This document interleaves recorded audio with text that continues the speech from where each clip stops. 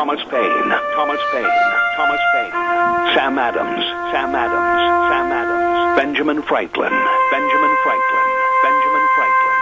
These men spoke up for what they thought was right. From their courage came such documents as the Declaration of Independence and the Constitution of the United States. From their willingness to speak what was sometimes unpopular but right, we enjoy such liberties as freedom of speech, the right to keep and bear arms, and freedom of religion. There are those who still wish to oppress our freedoms, and there are still patriots willing to stand up and defend life, liberty, and the pursuit of happiness. Men like Zeb Bell, who honor our founding fathers and what they stood for. It's now time for Zeb at the ranch, speaking up and defending your freedoms.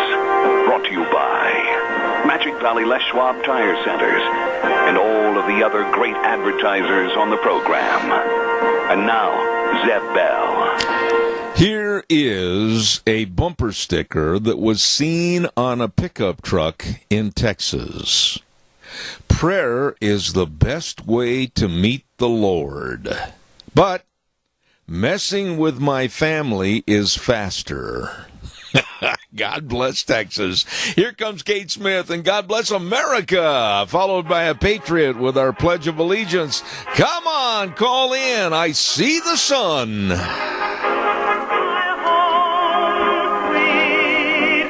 And a good morning to everybody. Oh, my goodness, it's nice to see the blue skies, sunshine. Good morning, Zeb at the Ranch. I'm Zeb Bell with our major sponsor, your Magic Valley Les Schwab Tire Centers. All 7 locations serving you with the big spring tire sale going on right now. And, of course, some of our great advertisers, including Burley Physical Therapy and Rehabilitation at 1263 Bennett Avenue, Suite 2 in Burley, helping you get back to being you. Right now, without further ado, we're going to go to the phone line and have our Pledge of Allegiance. Good morning. Well, good morning, sir. Are you the man? Yeah, I do the pledge this morning. All right.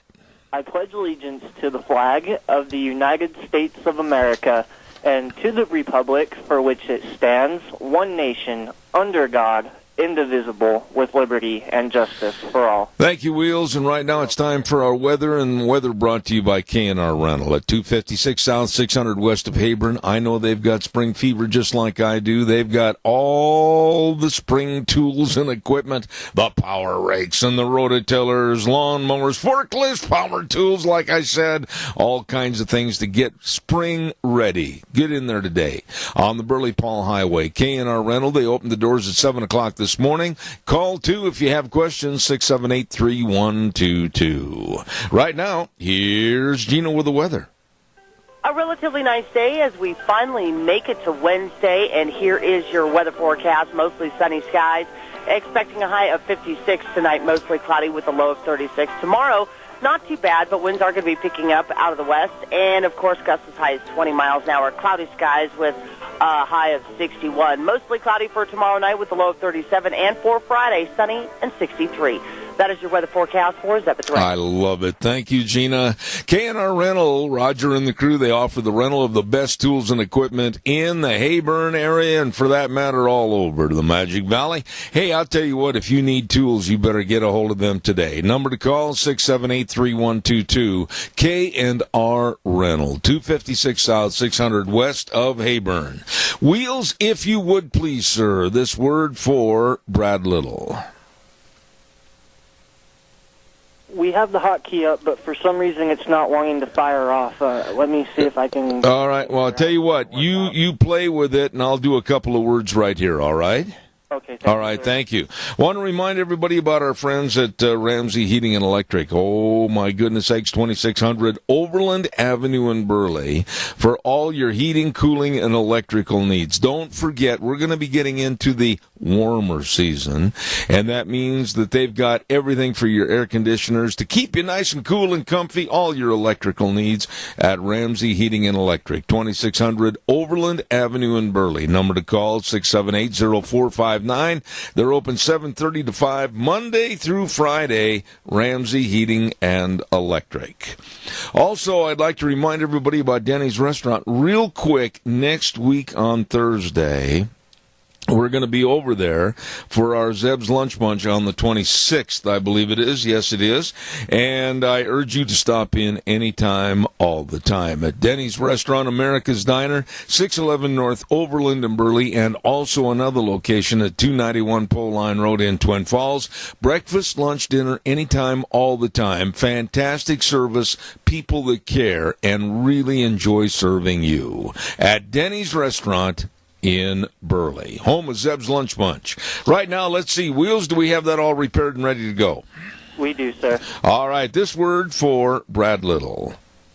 For governor, who can conservatives trust? Not Boise developer Tommy Ahlquist. Tommy Ahlquist's tax plan would raise taxes on everything from farm equipment to haircuts. Tommy's given thousands of dollars to liberal Democrat politicians. And Tommy didn't even vote for President Trump against Hillary Clinton.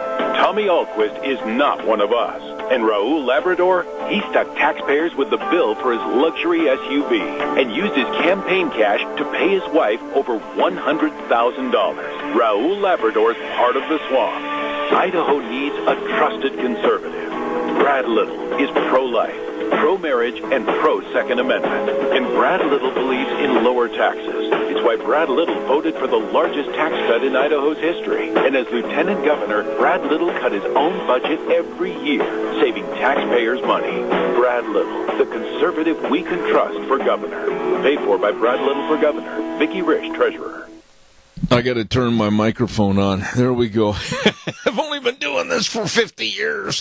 Hey, don't forget, coming up later on this morning, here's what our schedule looks like. We've got Dave Bego at 9:06, and then at 9:30 this morning, I am very fortunate to have booked the author of the book called Inconvenient Facts, The Science That Al Gore Doesn't Want You to Know, written by Gregory Wrightstone, and that author is going to be on our program at 9:30 this morning. And then at 10:06, we've got the incredible bulk coming in from the Idaho Fish and Game. We got to call him the professor now, and that happens to be Kelton Hatch. So we got a big morning planned right here on Zeb at the Ranch. Leonard Beck wants your vote on May 15th to be your District 1 Cassia County Commissioner. Leonard will be your voice for economic growth, protecting property rights, and helping promote education and job opportunities for our youth. Leonard Beck, a lifelong resident of Cassia County, wants to be a strong voice for you. Vote Leonard Beck for Cassia County Commissioner May 15th, paid for by the committee to elect Leonard Beck, Devon Rucker, Treasurer. Also, in our politicians that are running for office, we want to say a big thank you. Vote May 15th for Kevin Williams, running for State Representative, District 27. Kevin is pro-Second Amendment. Kevin is also pro-teacher support and strong on education. Kevin is very supportive of our police and agricultural economy. Fresh new ideas for a stronger, more productive Idaho, paid for by Kevin Williams for State Representative, District 27. Kevin Williams, Treasurer. All right, calls are welcome and appreciated. Give me a jingle on the landline. A great lady, and I mean this, a great lady passed away yesterday, Barbara Bush, at 92 years of age. She was called the Silver Fox, and she was called probably many things of great pluses for her and what she did. She was known as the family organizer and kept everything intact, and she did it right up to the very end. As family members read to her, and she was in good spirits. She was even making jokes yesterday to other family members. And one of the, I don't care if you think this is fuzzy and warm, I like what happened here. Her husband, George Bush, right there, holding her hand up to the very end. They had been married 72 years. 72 years. And she was a woman of values, like we used to have here in America. And I just wish more people could be like she was. Barbara Bush, a great lady, passing away at 92. Calls are welcome and appreciated. 436-2244, 1-866-927-4587. I want to talk to you about an update on a story from Jacksonville, Florida in just a moment, so stay tuned for that. I want to remind you about Pomerelle Place, a place for senior living. Avoid the isolation of staying at home, and the only friend you have is your TV set or your radio, and avoid the safety hazards of being alone. I mean, come on now, when you're alone, you might all of a sudden have a little spill or fall or whatever happens, and that's not so good. Poor nutrition, missed medication. Senior living at Pomerelle Place offers the ability for seniors to maintain their independence both safely and comfortably, and I urge you to call them at 677-8212. That number again, 677-8212. Pomerelle Place, 1301 Bennett Street in Burley. Really, really nice people. Like I said, calls are welcome and appreciated. 436-2244, 1-866-927-4587. Come on, callers, give me a jingle. I want to talk to you a little bit about that story in Florida, and then also Governor Jerry Brown, so we got a couple of those things coming up. By the way, don't forget Dino's Septic Service over in Rupert, and septic tanks pumped. You don't want to be standing out there pumping a septic tank. Ooh-wee, wrinkle your nose. Or you don't want to have the job of sewer and sink drain lines clean. No, but they do. Dino's Septic Service, they do the job. They do it well with fast, fair, friendly service. You get a hold of them today in Rupert, 436-6526, and in Burley, 678-1638. Don't forget, they've got that great big truck that says smells cargo on the way. Dino's Septic Service, serving you.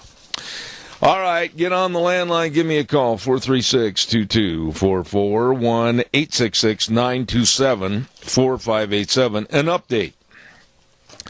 Remember the story I had on yesterday about the Jacksonville, Florida store that was told by a Jacksonville city inspector, Melinda Powers, that she marched in the store, and the video camera shows this story. I mean, she came in with a vengeance, and she issued a written warning citation because she said military flags flying on the roof were in violation of city code. What was on the roof were a couple of United States flags that surrounded flags representing each branch of the military. And they'd been there for quite some time. Well, evidently, this Melinda Powers had her feathers ruffled and was going to show that she had city authority and she was going to go in and write them up. Well, she made a bad mistake. She got in the face of a veteran that was there as a customer in the store, and he said to her, I don't particularly care for you trying to force the military flags down because I'm a veteran and I respect this store for paying tribute to the United States of America and also to the military branches. And she said, what did you do for this country? And he told her, I took 3 bullets to the leg. I almost lost my life for this country. I'm retired and I'm a veteran. Well, then she got right up in his face, right up in his grill, and she said, you did nothing for this country. Oh, that was a bad move on Melinda's part, because after all this confrontation, now we have learned that Melinda, dear, sweet, little, big mouth Melinda, has been placed on leave. And the mayor of Jacksonville, and I've been to Jacksonville on numerous occasions, Jacksonville, Florida, and the mayor of Jacksonville has apologized. And let me tell you, those flags are still there. And I've got a real strong feeling they're going to remain up on that roof. And I would make a suggestion for the future employ of Melinda Powers. It might not be a bad idea to kind of regroup your resume and find another job. It's about time we looked at some of these liberals and some of these anti-United States flag in support of our military people and just literally called them out, called their bluff, and put them on the spot. Calls are welcome and appreciated. 436-2244, 1-866-927-4587. Over the last couple of weeks, and I'm asking you to do this for me if you would. We have had some people call from various areas and say, well, we're having a little hard time trying to hear you again. What's going on? And we appreciate your comments and let us know how things are coming in. I know that Kim Lee, the owner, and the engineer, they've been diligently looking at this, and they've made a few tweaks and twists, and we want to know how things are going. Caller, I'll be right there. Don't forget, I want to remind everybody about Airvana, defined as the ultimate level of comfort that you'll achieve with the presence of a new Lennox home comfort system. Oh, yeah. When you buy a new Lennox system at Ramsey Heating and Electric, you can get up to $1,700 in rebates. Airvana is just another way to make you feel comfy. So call Ramsey Heating and Electric today at 678-0459 or visit their website, ramseysonline.com. Caller, good morning to you. Good morning, but it's cold. Oh, quit being such a wuss, Cottam. Well, okay, I'll quit it. All right. Hey, by the way, all these commercials I hear, not on your station, but, everywhere you hear these politicians, and they're going to cut taxes. It's a good thing we don't have these elections more often, or we wouldn't have any taxes, would we? Yeah, well, you know something? I want to make this, and I want to make this point very clear. I heard someone yesterday give me a call and say, well, we got all these doggone political commercials on the air now. And I said, wait a minute, stop. These people are doing their utmost, all of them. I don't care who they are or what they represent. They are doing their utmost to get involved in politics and to make changes and be a part of the American system. And, Keith, I honestly respect each and every one of them. I maybe don't agree with some of their philosophies, but they have the right to get involved. And we, as the voting public, should give them the respect and also learn more about them. And when we go to the polls on May 15th, we can vote with some semblance of an educated vote. Amen. That was very well put, and I feel the same way. I was just trying to make light of it. Oh, no, I know you were. I'm not trying to be disrespectful to you at all. But I'm just saying that I get sick and tired of some of the complaints about, well, it's political season and we got to listen to all those doggone ads. Well, wait just a minute. We should be very thankful that we have those ads on the radio and the newspaper and elsewhere because these folks are getting involved, which I might add a lot more people should.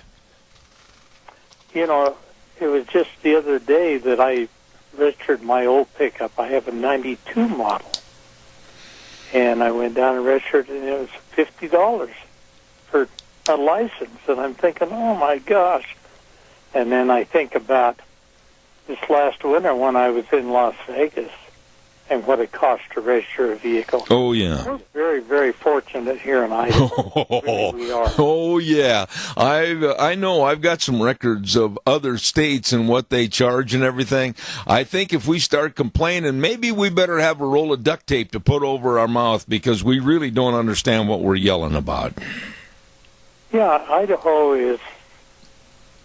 It's a great, besides being a great place to live, you don't have to have all the money in the world to make a good living here. Yep. Because of everything else is not so outrageous. I agree. It seems like it is. Well, I tell you what, we are blessed, and, it's about high time people realize. I'm going to say something here, and I was going to save this, Keith, and then I got to run, but yesterday... It really slapped me upside the head that when we get to feeling a little sorry for ourselves and we get to feeling like, oh, woe is me, I would make the suggestion that maybe we stop, shut up and look around us as to what we have instead of what we want, and we should be very, very thankful. Yes, I certainly agree with you there. All right, my dear friend. Incidentally, in answering Bob's question, your friend Bob that called yesterday, I checked with the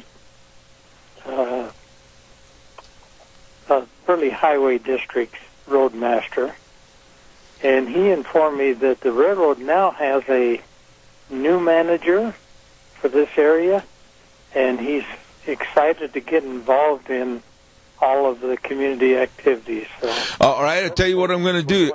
I'm going to make you do something for me. I want you to call that office. Seriously, I want you to call that office, and I want you to tell him or them to contact my office. You know my number. And have them schedule a time to come on my radio program. Would you do that for me? I will do that. All right, my friend. I got to run. I'm running late. How much money do you have? Pardon me? How much money do you have? I don't pay anybody to come on this program. If anything, they should pay me. Thank you. You're really great, but you're also full of it. Well, I might be full of it, but I only talk about the truth and no speculation. Thank you very much, Keith. Appreciate it. All right. And I'm not going to pay anybody to come on my program unless they're a sponsor or not even a sponsor, whatever. Okay, let's talk a little bit about this, and then I want to get into Governor Jerry Brown. What an absolute waste of the governor's chair in California.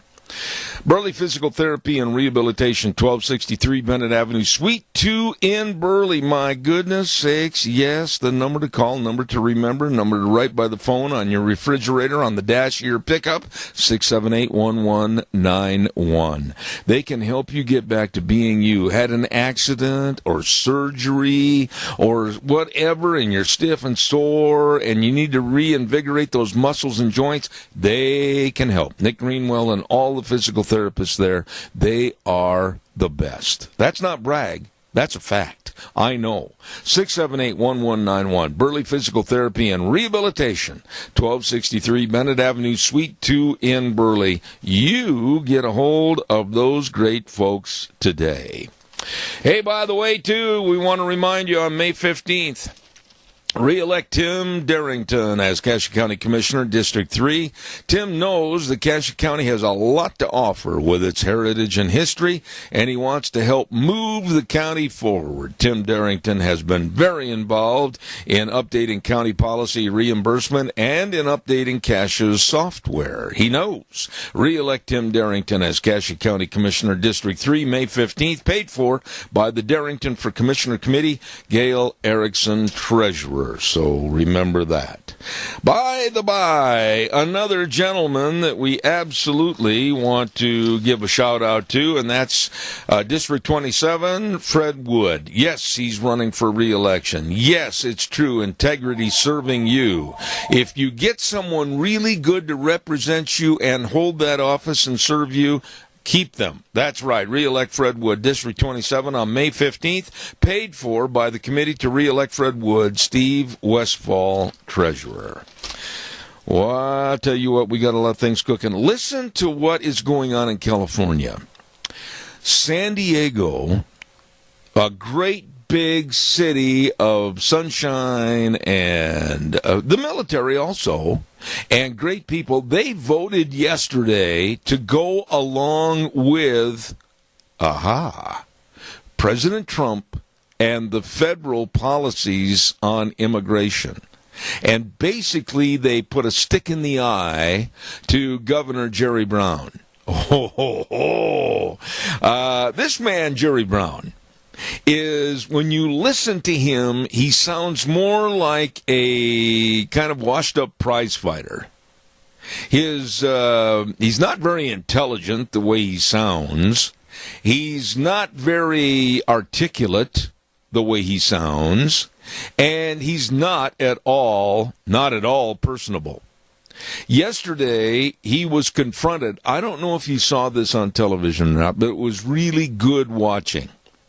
Jerry Brown was confronted by a Fox News reporter at a press conference, and the Fox News reporter, Griff Jenkins was the man's name, was very polite, but yet very succinct and very direct.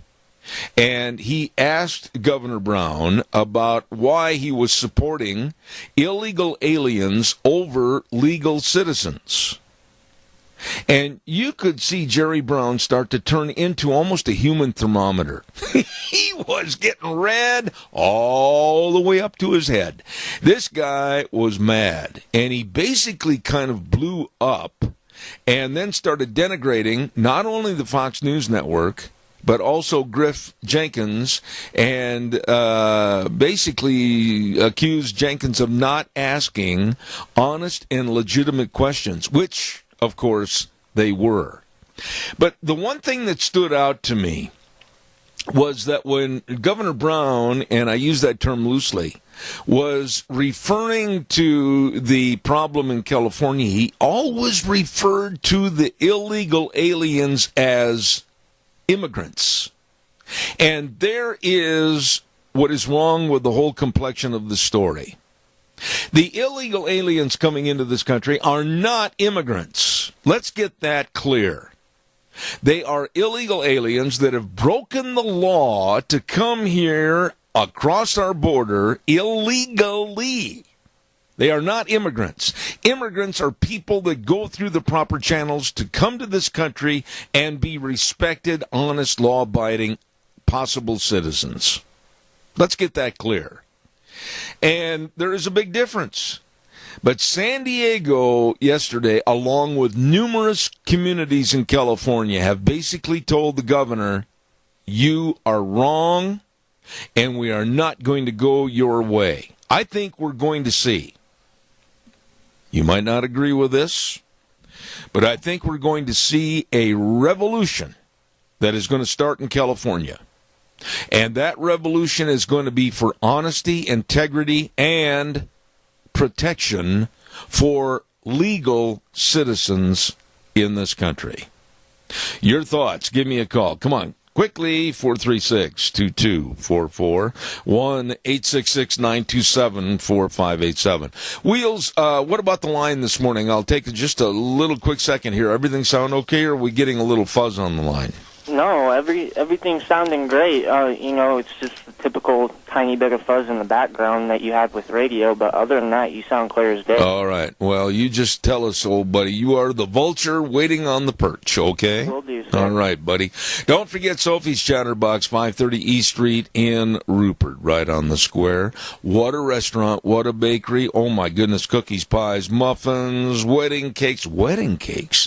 Why, they do it all for you over there. And every Monday we give away a dozen cookies at 8:30 in the morning, and boy, I tell you what, that's good eating. Nobody yet has ever offered me one cookie from the dozens of cookies that we've given away. I'm starting to feel really, really sad about that. Sophie's Chatterbox, 530 East Street in Rupert. Great, great people. Calls are welcome, 436-2244, 1-866-927-4587. While we have just a moment also, I want to remind you that Idaho needs Nonini. Bob Nonini for Lieutenant Governor. Vote May 15th for proven effective conservative leadership. Bob Nonini has 25 years experience in local and state Republican politics. He believes in quality, affordable health care and parental choice in education, and wants to create a positive business climate with limited government involvement. Vote for Bob Nonini for Lieutenant Governor on May 15th, paid for by the committee to elect Bob Nonini Lieutenant Governor, Treasurer R. Scott Hogue. Caller, good morning. Good morning, Zeb. Hi there. I just heard your comments about, Mexico and the United States, and I think that a lot more of the farmers in the United States are going to get their help from Mexico, but they're doing it legally. And the reason is it actually makes them and us more money, because when our help comes here and they do a good job and they do things that we just don't have the manpower to do, and then they go home and they take their money, and they're enriching Mexico as well as our country because we are becoming friendlier, and the two countries need each other, and I think it's the best thing. That when you bring them in illegally, they're always looking over their shoulder, and they're going to disappear on you if you don't treat them right. You know, I mean this when I say this, Chris, and I'm in a position to where I'm not going to lie to my public. I'm not going to lie to my friends. I'm not going to lie on the radio. I have got a lot of worries and concern, and I'm going to name an industry that I think has got to clean up their act a little bit. They've got to figure out a way to make everything so that it's above board, and that's the dairy industry. Some people might take a great offense at what I just said, including the narrabouts and other people, but I'm going to be honest. They've got to figure out a way to have this thing done in a legal fashion so that it's not under the table and against the rules and laws of our United States. Are you mad at me for saying that? If so, I'm going to stand behind it. No, because really, if these people come here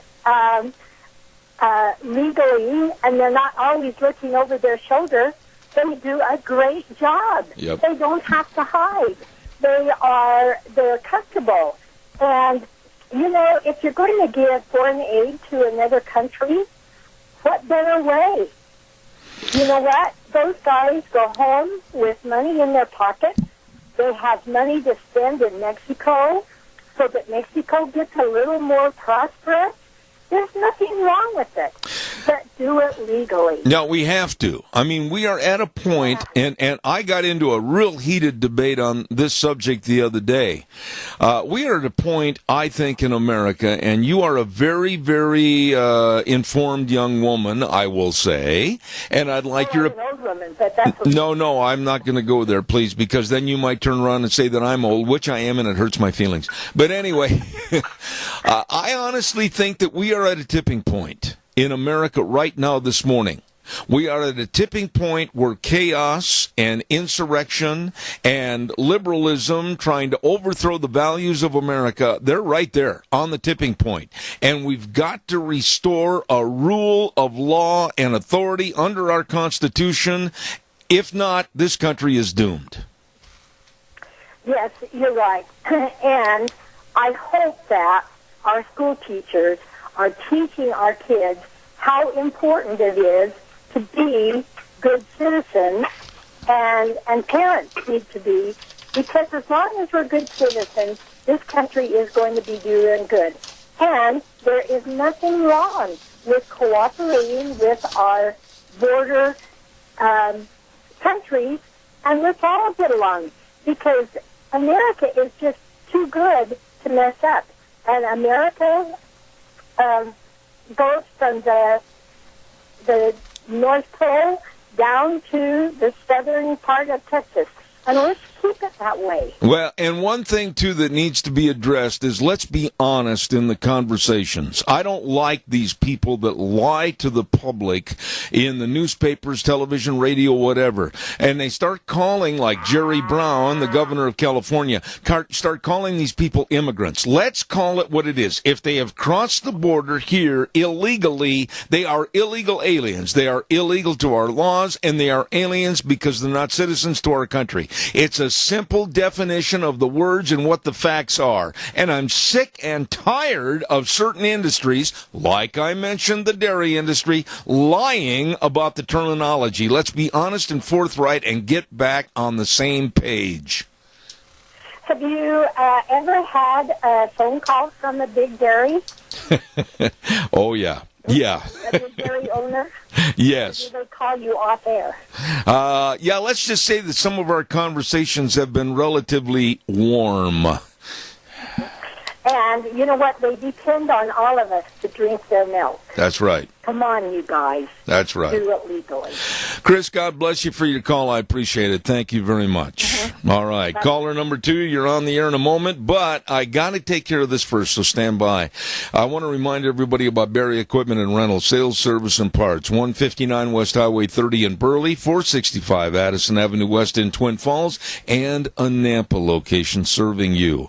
I mean, they've got all the equipment. They've got all the Bobcats, all the shapes and sizes, new and used excavators for sale or rent. Oh, you don't know how to run one? Well, they've got a great big sandbox right out behind the office, and they'll teach you. That's right. They've got all the equipment rentals and retail equipment sales. They are great people to work with. Barry Equipment and Rental, Highway 30 in Burley with Juan, and 465 Addison Avenue West in Twin Falls with Eli, and Nampa. Barry Equipment and Rental. Real quick also, I want to remind you about Airvana again, defined as the ultimate level of comfort you'll achieve with the presence of a new Lennox home comfort system. When you buy a new Lennox system at Ramsey Heating and Electric, you can get up to $1,700 in rebates. Airvana is another way to make you feel better. Ramsey Heating and Electric at 678-0459 or visit them online at ramseysonline.com. Caller, good morning. You're on the air. Yeah, good morning, Zeb. You know, you hit on a key point there. Our kids are not being exposed in schools to the Constitution, or very little. They just skim over it. And so Article 4, Section 4 says that our elected officials who take an oath to uphold the Constitution are to protect us from invasion. It doesn't say a foreign power, but an invasion. An invasion of illegals, invasion of Muslims, refugees, and so forth coming in here. It's an invasion, Deb. But I tried to get our state legislature to take a look at an excellent book called The 5,000-Year Lead, which teaches the 28 principles of liberty in the Constitution. I had one out of that whole group that responded. It's just really sad. You know, they're just so... Our legislators, they're dumbed down, too, to accept all this New World Order stuff. Yeah. Yeah, I agree with you. You know, Adrian, it's a pleasure to hear from you. It's been a long time, and I was trying to call you the other day, as a matter of fact, and I got sidetracked. I need to talk to you after the program about possibly coming on the show next week. I've got some things I want to talk to you about. Give me a call back. Okay, well, I'll try and do that. Yeah, the reason I can't call in, I'm on the road right. Yeah, I understand you are. And I've got another call waiting. I have a hard time. I can't hear you. All right. All right. Well, let me talk to you after the program. I've got to get going with my weather forecast. Okay. I can't hear you. Okay, thank you. It's so scratchy, I can't make out what you're saying with your guess and everything. But anyway, I'll give you a call back, and maybe we can work out something next week to come on the program. Okay? All right. Thank you, Adrian. I appreciate it. Thank you very much. Yeah, all right. We need to get back to the Constitution. And we've just kind of forgot it, and the Founding Fathers, we've just thrown them in the ditch along with the Constitution. I agree. Have a great day, buddy, and I'll talk to you later. Thank you. Thank you very much. Caller, I'll be right there. Don't forget Bennett Boys Auction Service. They're going to have this is going to be a great big sale. The Lowry Estate Auction. It's going to be at 10 o'clock Saturday morning, this Saturday, April 21st, over in Shoshone at 521 North, 650 West. Look for the sale signs for the Bennett Boys Auction Service. This is going to be a ripping good sale. Loaders and tractors and backhoes and haying equipment, rock pickers, farm equipment. They're going to have all kinds of cars, pickups, trucks. Don't miss this sale. Look for the signs over in Shoshone this Saturday, the Lowry Estate Auction, and it's put on by the Bennett Boys Auction Service, and lunch will be served on the grounds. Don't forget the Bennett Boys Auction Service. No sale too big, no sale too small. The Bennett Boys, they sell them all. Caller, good morning. You're on the air, please. Yeah, hey, Zeb, thanks for taking my call. Hey, in regards to the immigration thing there, I think one of the biggest things we're looking at is when technology starts, catching up with Idaho and we start kicking in, I think the biggest problem is going to be how we're going to deal with these migrant workers, because we're really going to utilize less and less of their talents because automation is going to take their place. You got a good point there, but I'm going to say that I'm going to sound really naive when I say this, but I don't think the problem is as big as it needs to be if we could go under the auspices of former H-2-1, H-2B programs, etc., so that everybody can come up here basically with the workers that are needed at various functions. They do the work, and if they have to go home after a certain faction, they can have a return on a green card, visa, whatever it might be. I don't know why we have the problem exacerbated as much as it is. Well, probably because it's not as great as everyone makes it out to be down in Mexico. Right. I mean, the thing is you got people who live up in really bad houses and really bad, apartments up here, and people will say, I feel bad for them. But, I mean, these places, I've been down in the third world countries like that, and the places they live in here that are crap to everybody else is like a fortress to them. And so, and I think you're right. We need to address the situation, through our legislatures and stuff like that. They're not doing what they're supposed to be. And the caller before hit it on the head. The problem with Idaho is we all have we're all Republican, but we all have swampers too.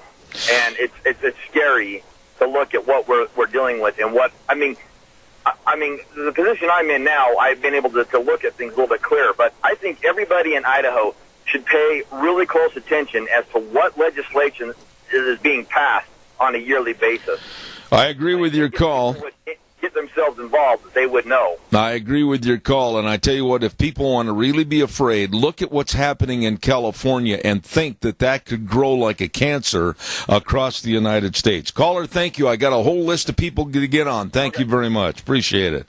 We're going to go to the weather right after I take this call. Good morning, caller. You're on the air. Good morning, sir. Yeah, this visa program that you have where you can bring in migrant workers, it isn't for year-round work. And the dairies, I was talking to a friend of mine that's a dairyman and a customer, and he says he would rather have the immigrants coming in because he says at the end of the day they ask, hey, how many more hours can we get? Yeah. And the people that are U.S. citizens that they hire here, all they ask for is how much more money can I get? Yeah. Doug, I think, though, that when you look at, let's use the dairy industry as an example. There is no problem, I don't think, tell me if you think I'm wrong, that can't be negotiated and conversed about so that it can still be remaining in a legal fashion and not under the table. I don't think there's any issue that cannot be solved. This is true. But their hands are tied because if they bring them in on the visa deal, it cannot be year-round work. But we have to make some adjustments to that so that it will coincide and be productive instead of counterproductive for the various industries. Again, I think with negotiation and sitting down and looking at particular problems, they can be worked out. I think they can too, but you got to sit down and work them out. You can't be just, okay, this is only temporary. We can't have these people taking year-round work. I agree. So let them come in and do year-round work, but do 1 year, and then they got to be out for a year. Whatever the case or system might be, we've got to sit down and get this organized and finalized. You can't have a chaotic, helter-skelter approach like's going on now. That's exactly true. Exactly true. God bless you. I appreciate your comment, Doug. Thank you. Well, and I like my customers, and they're honest with me when we discuss stuff. But also, too, everybody, let's do what we can for our seniors. Yeah, let's rent their facilities for parties. Let's donate when we can. Let's help them. Because I are one. Thank you. I are one too, buddy. Hey, thanks, Doug. Appreciate it. Oh, my goodness. We're going to go to the weather right after Wheels has this good word for Representative Fred Wood. Re-elect Representative Fred Wood, District 27. Here's Fred's views on money and politics. Zeb, 85% of Idaho citizens believe we should have more financial transparency and disclosure in our political system. As chairman of the Interim Committee on Campaign Finance Reform, I will continue to work tirelessly to bring real transparency and disclosure to money and politics in Idaho. Vote May 15th. Representative Fred Wood, District 27, paid for by the committee to re-elect Fred Wood, Steve Westfall, Treasurer. Time for the weather. Weather brought to us by, I bit my tongue. Weather brought to us by Mount Harrison Audiology and Hearing Aids. And they are located right behind the Minidoka Hospital across from the emergency room. Dr. Pickup and Dr. Mitchell. They can be very, very helpful in your hearing health. I urge you to call them for a hearing screening. I did. I went over. They helped me. They can help you. Please. They are dedicated to serving people with hearing loss of all ages and their families. Call today, 312-0957. We'll have more right after the weather. A relatively nice day as we finally make it to Wednesday, and here is your weather forecast. Mostly sunny skies. Expecting a high of 56 tonight, mostly cloudy with a low of 36. Tomorrow, not too bad, but winds are going to be picking up out of the west. And, of course, gusts as high as 20 miles an hour. Cloudy skies with a high of 61. Mostly cloudy for tomorrow night with a low of 37. And for Friday, sunny and 63. That is your weather forecast for Zebeth Ray. Oh, precise, concise. Thank you very much, Gina. Brought to you by our friends, and they are our friends at Mount Harrison Audiology and Hearing Aids. And believe me, Dr. Pickup, Dr. Mitchell, serving you. They care about your hearing health. All you need to do is call. Make an appointment at 312-0957. I want to say this from a personal note this morning, and I mean this. Yesterday on the program, I had some more stories about what happened back in New York City with the denigration of Chick-fil-A by a writer and author of an article that was in the New Yorker magazine. The guy's name was Dan Pipering, and he wrote an article in the New Yorker magazine that absolutely was disgusting and absolutely denigrated Christians. And he called Christians and Chick-fil-A coming into New York City a creepy infiltration. Well, just because of that article, and just because I wanted to stick in his eye his ridiculous story that was absolutely trying to run down Christians, my wife and I went into Chick-fil-A yesterday in Twin Falls, bought our lunch there. The people are extremely friendly there that work there, and they're very caring. And I urge everybody to support Chick-fil-A. Am I getting anything out of this? Not one red cent. But I absolutely am going to go against anybody that is starting to denigrate and write articles that denigrate Christianity. Caller, good morning. You're on the air. Quickly, I've only got a minute left. Well, okay. When it comes to the immigration, the Obama administration for 8 years, and maybe even before that with Bush, the H-1A and H-2A, the State Department would drag their feet. This way they can force, dairymen, ranchers, anybody, to have to import illegals, and then they all become compromised. Yep. You see, the Obama administration was so criminal about what they did to force people to, when you can't get the work done, Zeb, and, if you don't milk the cow twice a day or 3 times a day, we all know what happens.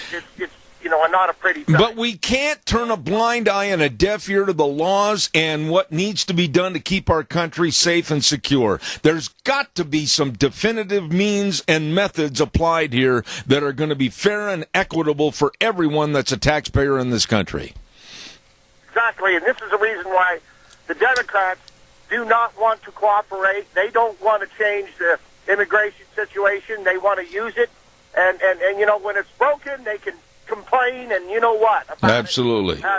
They'll never change their minds, and God forbid that we ever vote for them ever again, but in California, they don't feel that way. I agree. Randy, I got to run. Thank you so much. Appreciate it. I want to mention our major sponsor, your Magic Valley Les Schwab Tire Centers. All 7 locations roll into spring with a big spring tire sale. Tires on sale like the Eclipse tire for your cars. All-season traction, advanced tread design starting at just $61.97. Oh, save money. All your vehicles, whether you got a car, SUV, pickup, horse trailer, boat trailer, whatever. They've got all the tires for all your driving needs. Don't forget the best in brake service with highly trained brake technicians, front end alignment, shocks and struts, batteries, all of this and more, but absolutely the best in service. From Lane and Rupert, Dave on Blue Lakes and Twin, Mike and Buell, Mike and Jerome, the Twist family over in Paul, Daniel on Poline in Twin Falls, and Randy on Overland in Burley, the best. Your Magic Valley Les Schwab Tire Centers. In just a moment, we're going to have a good word for Tommy Ahlquist, and then Wheels is going to take us up to news from CBS. Next hour, Dave Bigo and Gregory Wrightstone. Don't miss it. Going to be really good. Zeb at the Ranch, I'll be back in a little bit. Wheels, take it away. Oh, good morning. It's still a nice morning outside. Starting to get maybe a little bit more overcast, but really pleasant. Good morning, everybody. Zeb at the Ranch. I'm brought to you by your Magic Valley Les Schwab Tire Centers. All 7 locations serving you with a big spring tire sale going on right now, along with some of our great advertisers like Burley Physical Therapy and Rehabilitation at 1263 Bennett Avenue, Suite 2 in Burley, helping you get back to being you. Old Wheels is over there at the station. He's going to have this for Western Waste. From the canyons of the Snake River and all across southern Idaho, we're always at your disposal. Western Waste Services, we care about our community, our resources, and this free land. Western Waste Services is lending a hand, always at your disposal. Western Waste Services. And don't forget, Western Waste Services, always at your disposal. I'm telling you, call, get on the route service. Once a week, they'll be there to pick your garbage up. It is gone. It is out of there. Say goodbye to your garbage problems. Call Western Waste Services. Always at your disposal. The telephone number to get on the route service, 734-6969. Right now, this word for Brad Little. For governor, who can conservatives trust? Not Boise developer Tommy Ahlquist. Tommy Ahlquist's tax plan would raise taxes on everything from farm equipment to haircuts. Tommy's given thousands of dollars to liberal Democrat politicians. And Tommy didn't even vote for President Trump against Hillary Clinton.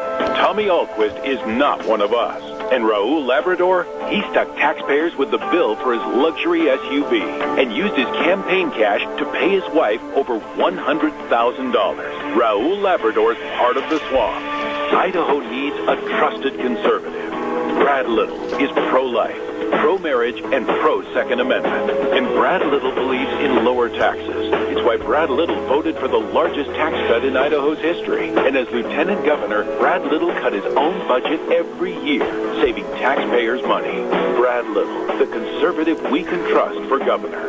Paid for by Brad Little for governor. Vicki Rich, treasurer. Thank you very much, and don't forget Airvana, defined as the ultimate level of comfort you'll achieve with the presence of a new Lennox home comfort system. When you buy a new Lennox system at Ramsey Heating and Electric, you can get up to $1,700 in rebates. Don't forget, another way to make you feel better, Airvana. From Ramsey Heating and Electric at 678-0459, or go to their website, ramseysonline.com. Don't forget, tomorrow on Thursday, it's our Cassia Regional Hospital, and we're going to be visiting with more great people over at Cassia Regional, getting to know them and getting to learn more about all the latest technological advances in medicine. Your friends, your neighbors at Cassia Regional Hospital, and that comes on tomorrow morning on Thursday at 9:17. I'll tell you what, this guy's probably waiting like a racehorse in the gate right now. Good morning. We throw the gates open and say, hey, Dave Bigo, how are you? Well, I wish I could sound like a horse for you, but I'm doing fine. Well, nicker. There you go.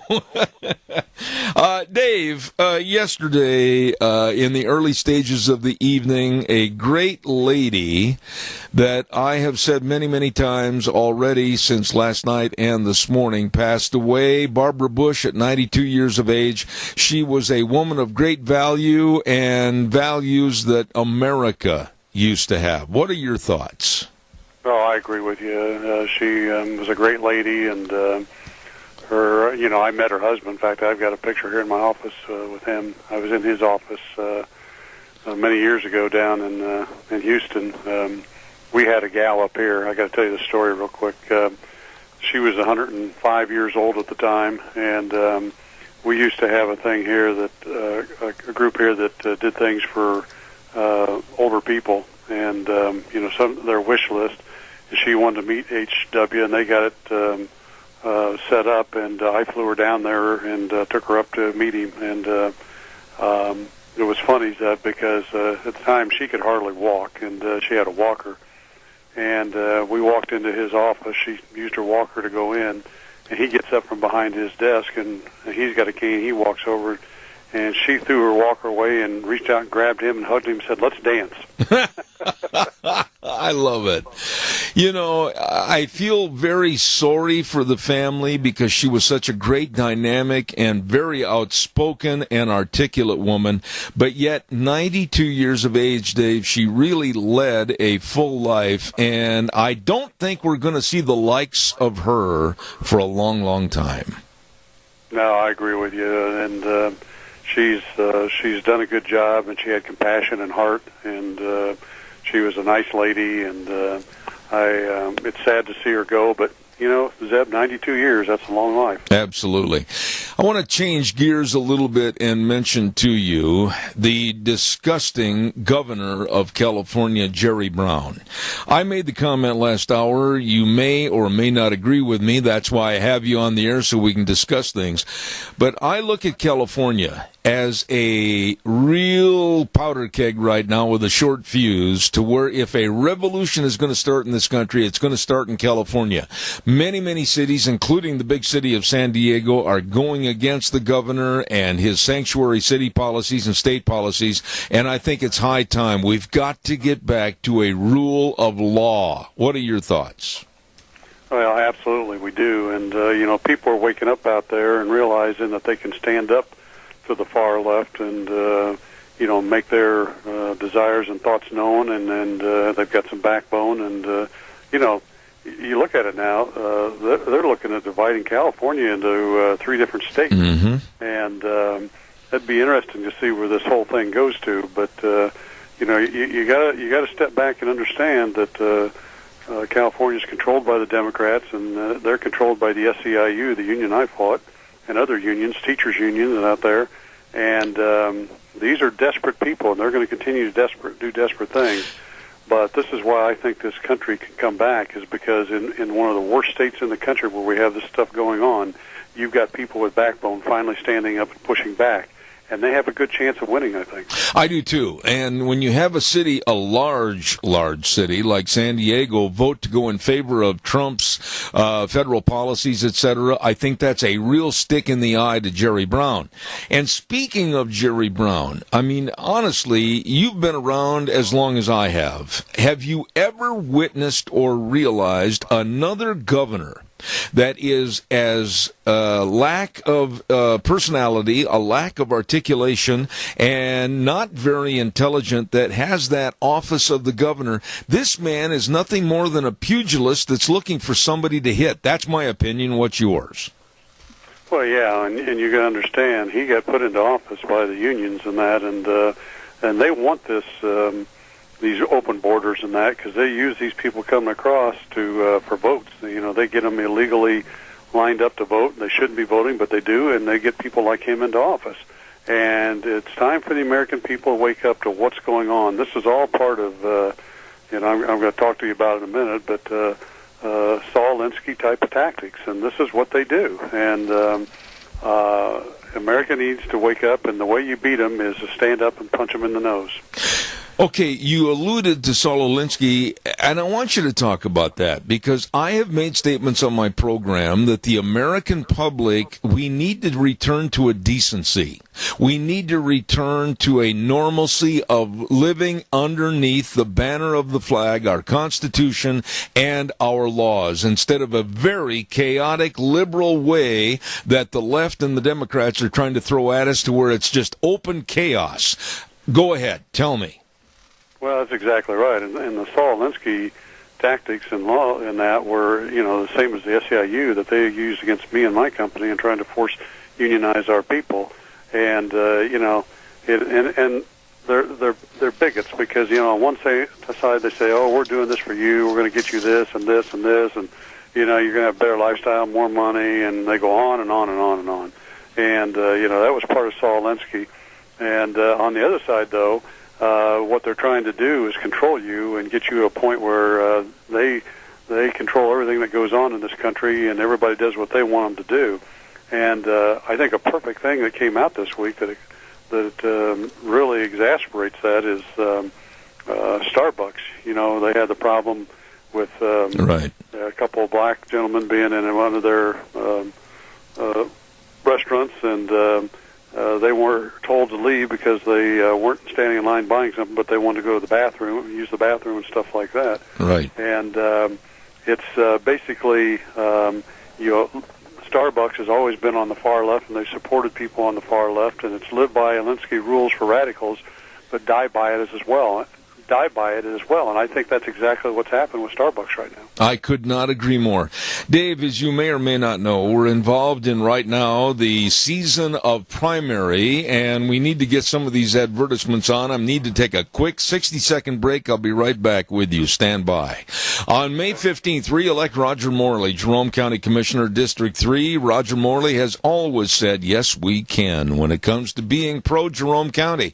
He understands local folks and local problems and wants to continue to work for Jerome County with a pro-jobs, pro-agriculture, pro-people attitude. Re-elect Roger Morley, District 3, Jerome County Commissioner on May 15th, paid for by the committee to re-elect Roger Morley, and that's Lorraine Morley, the treasurer.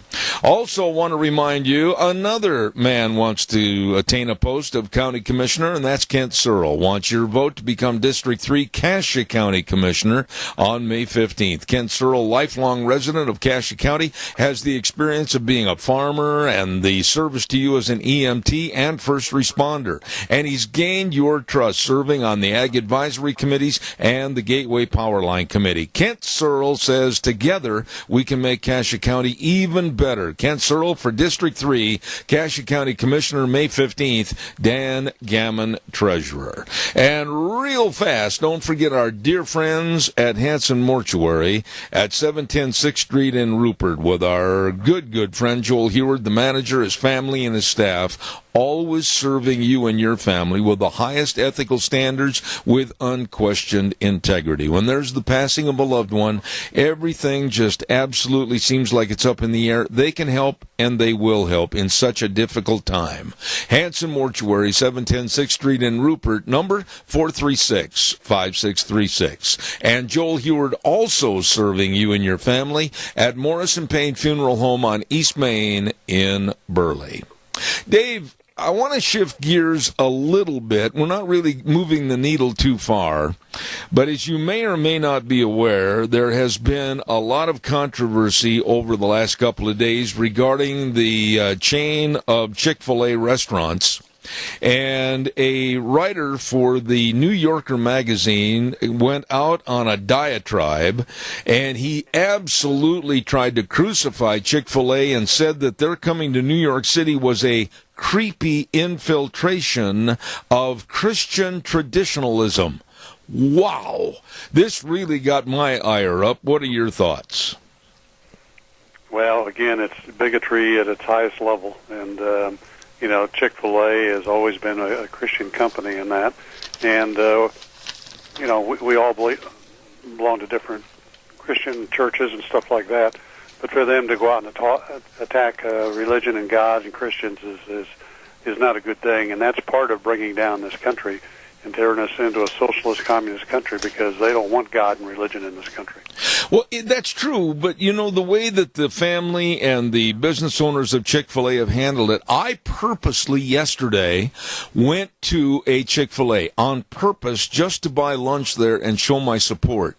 And I have never been around a more organized, more pleasant, more polite group of employees in my life. And if they're trying to denigrate Christianity through Chick-fil-A, I think these people are trying to chop down a tree country, they'll never have an axe that's sharp enough.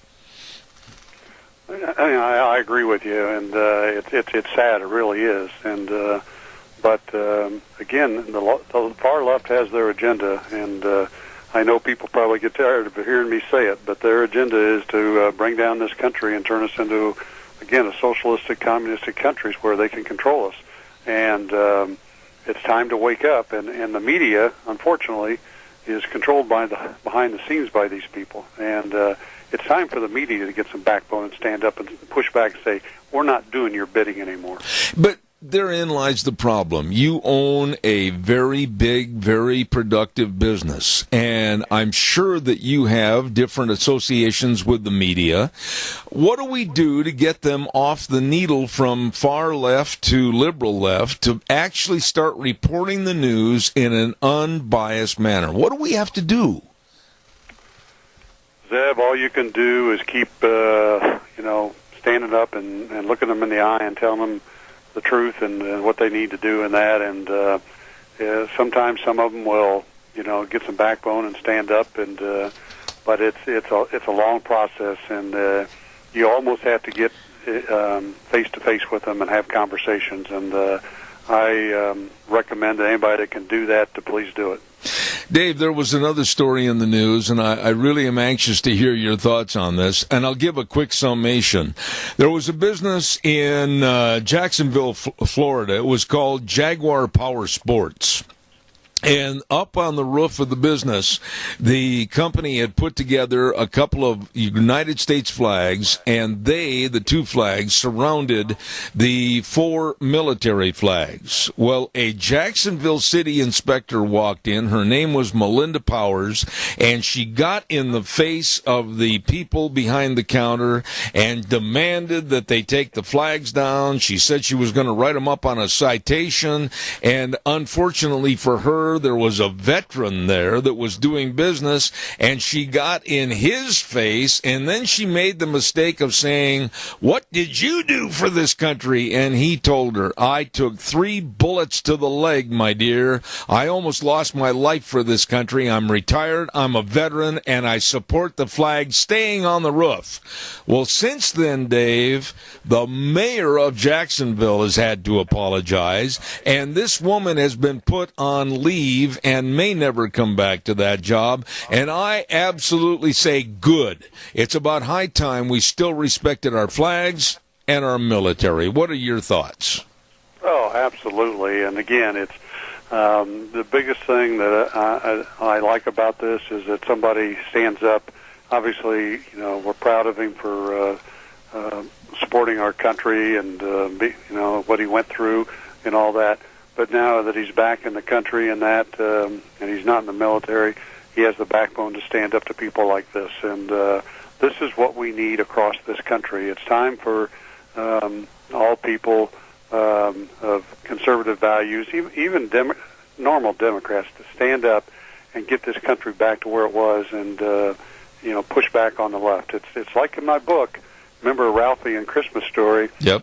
He's getting tormented and beat up all the time by the bully there at school. And finally, during the wintertime, out on the playground, the snow all over the place, he finally punches the bully in the nose and knocks him down, jumps on top of him. And unfortunately, that's the only thing these people understand. And I don't mean you need to physically hit them, but you've got to stand up and look them in the eye and challenge them and do it in a professional way. And what I found out in doing that with the SEIU is these people kind of tuck their tails and bow their heads and move on because they know they're wrong and they know they've been defeated. I couldn't agree more. Dave, I look at all the stories that are going on right now, and a week ago, to just make it kind of a generalization, we were on the brink of a possibility of a nuclear confrontation with Russia, Iran, etc., because of our involvement over in Syria to take out some chemical weapons processing plants. We were that close. Actually, things could have gone completely awry. But what does the news media focus on? Stormy and all the other negativity of the Russian collusion and idiotic stories, instead of sitting down and saying, how can we make our nation more safe and secure? They're going with this idiocy. How do we get these politicians to realize they work for us, we don't work for them, and it's about high time they did get to work? Yeah, Zeb, and again, I've been through all this stuff with the SEIU. They did the same things to me and my company, and trying to, make us look bad and bring us down and stuff like that. And they go off on stuff like this, stuff that doesn't make any sense, that isn't important to what happens in this country, or what happens with people and things like that. And we're going to continue to see this, and it's going to get worse as we move towards the November elections, because the Democratic Party and their backers, the Soroses and the unions and that, they're desperate people, and desperate people do desperate things. Okay, let's just end the program by asking you one final question on what you just said. As we draw closer to the November midterm elections, okay, things are going to get saltier, but let's use the supposition the Democrats get whipped and their tail is between their legs again in November. Woo, what kind of attitude or atmosphere is going to be pervading this country? I'm really looking out for the safety and sanctity of people if they get their tails whipped again. Oh, I think it'll be fine. And I think in Washington, our politicians there need to stand up and have some backbone and move ahead and do some of the things in this country that need to be done to move this country in the right direction, and get rid of our national debt, and revise programs that will get people back to work. Because Zeb, and we're going through this right now. We've been having meetings this week here in our offices that it's so hard to find people to work because too many people are still on entitlement programs and things like that. Yes. We got to get people back to work and building their future. And I think if we do those things, it'll all move in the right direction. Amen. Dave, you sound great this morning, and thank you for taking the time to come on our program. My dear friend, Dave Bego, the author of The Devil at My Doorstep, The Devil at Our Doorstep. God bless you, man. Good to hear from you. Well, thank you, and you guys have a good week. All right, thanks, Dave Bego. Appreciate it. Indianapolis, Indiana. Good friend. Right now, Wheels, if we may, hear the good word for Bob Nonini. Bob Nonini, candidate for lieutenant governor, a principled conservative, successful small business owner, legislator, and leader in Idaho. Bob Nonini has earned a 100% rating from the American Conservative Union and received an A+ rating from the National Rifle Association. Bob Nonini, Idaho roots, conservative values, proven results. Hi, I'm Bob Nonini, and I'm passionate about becoming your next lieutenant governor. Being an Idaho native, I grew up understanding the values of hard work and dedication. Growing our economy means providing quality, affordable health care to everyone. I opposed Obamacare because I know that here in Idaho, we can and will do better. Competition and transparency for consumers is key to keeping our health care costs low. Idaho needs strong leaders who allow their faith, experience, and integrity to do what is necessary in creating a better life for our residents. Experience matters. Experience counts. The choice is clear. Idaho needs Nonini on May 15th. Paid for by the committee to elect Bob Nonini for Lieutenant Governor. R. Scott Hogue, Treasurer. Thank you very much. And don't forget Dr. Bill and the crew over at Ark Animal Hospital, 750 21st Street, near Connection Credit Union in Heyburn. Good morning, great folks. Serving your dogs, kitty cats, livestock. I'll tell you what, Ark Animal Hospital is a mixed animal practice, meaning big or small, they take care of them all. That's right. Ark Animal Hospital, the number to call, 678-1177. And by the way, proper identification for your pets is a necessity, and they've got all the identification and the answers to your questions right there at Ark Animal Hospital in Heyburn. Number to call, 678-1177. They do have the warm hearts for the cold noses. Don't forget, too, that vote for Wayne Shank, Minidoka County Commissioner, District 1 on May 15th. Wayne has extensive agricultural and business savvy and has been involved with the Minidoka Highway District, planning and zoning, and the Minidoka school system. There is a great opportunity in Minidoka County for future planned growth, and Wayne Shank wants to help. Vote May 15th for Wayne Shank, Minidoka County Commissioner, District 1, Leadership and Vision, paid for by the committee to elect Wayne Shank. Stephanie Merrigan, Treasurer. Thank you very much. And also, don't forget our friend, and that is Representative Fred Wood. If you get a good horse, you want to ride it. Well, if you get a great representative for District 27, you want to keep him and keep him working for you. It's true, integrity serving you. Re-elect Fred Wood, District 27 on May 15th, paid for by the committee to re-elect Fred Wood, Steve Westfall, Treasurer.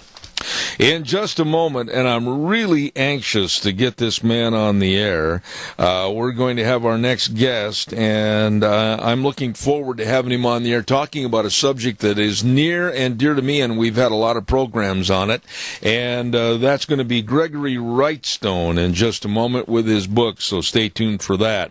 Want to also remind you that Vicky's Country Garden has a program on the air that was named after me, Gardening for Idiots. I'm not much of a gardener. If you can't saddle it or rope it, what good is it? But anyway, I'm learning. Vicky's Country Garden, 185 South, 600 West of Paul, celebrating 21 years in business. The lovely Miss Vicky at Vicky's Country Garden in Paul. Number to call, 438-5663. One more quick message before we get to our guest, and that, of course, is from Lee's Furniture, Floors, and More. Jeff and the rest of the crew, holy cow, spruce up for springtime, and they've got all your furniture. I mean, it is your custom furniture center right there. They've got it all, the sofas and the love seats and all the recliners and the living room sets. Oh, my goodness, you better get in there today and talk to the professionals that really know about the beautification of your home. That's Lee's Furniture, Floors, and More, 459 Overland in Burley. You stop in and see them today. Right now, without further ado, I know he's probably sick and tired of listening to me ramble on, and we've never had this gentleman on our program before, but I'm going to tell him right off the get-go that I'm going to read his book in its entirety and have him back on the air, and that is Mr. Gregory Wrightstone with the book called Inconvenient Facts, The Science That Al Gore Doesn't Want You to Know. Well, I mean this when I say it. Good morning, Mr. Wrightstone. How are you? Outstanding. At least it's not snowing today like we had yesterday. I drove through a whiteout to get to the store and back. And that's incredible. April 17th in a whiteout. Absolutely. Gregory, where did you suffer through the snow? We also had snow here in southern Idaho. Whereabouts are you located? The garden spot of North America, Pittsburgh, Pennsylvania. Okay, maybe it's not the garden spot, but it's my home. I tell you what, you must be a Steeler fan, and I, of course, being born and raised in Wisconsin, am a Packer fan, so we might have a little arbitration between us. We might disagree more on hockey, but yeah, that's you're probably a Red Wings fan. I'm a Penguins fan, but we can put that our controversies behind us here this morning. Well, I have no controversies with you because I've thumbed through your book. I've highlighted some things. I haven't read it in its entirety, but I want you to tell my audience a little thumbnail sketch of why you sat down and wrote this excellent book called Inconvenient Facts. Tell us about it. Well, it's an interesting story because I did not set out to write a book. I didn't. I set out to seek the truth. I'm a geologist. I've been 35-plus years experience. But I knew that as a geologist, some of the things we were being told about climate change were just wrong.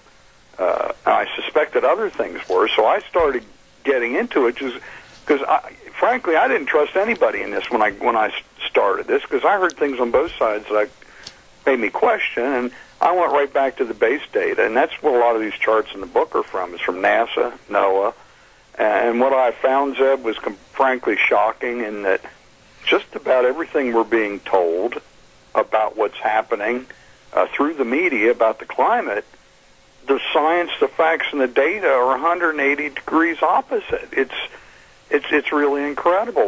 You start digging into this, and that we're told that hurricanes and tornadoes are increasing, and they're not.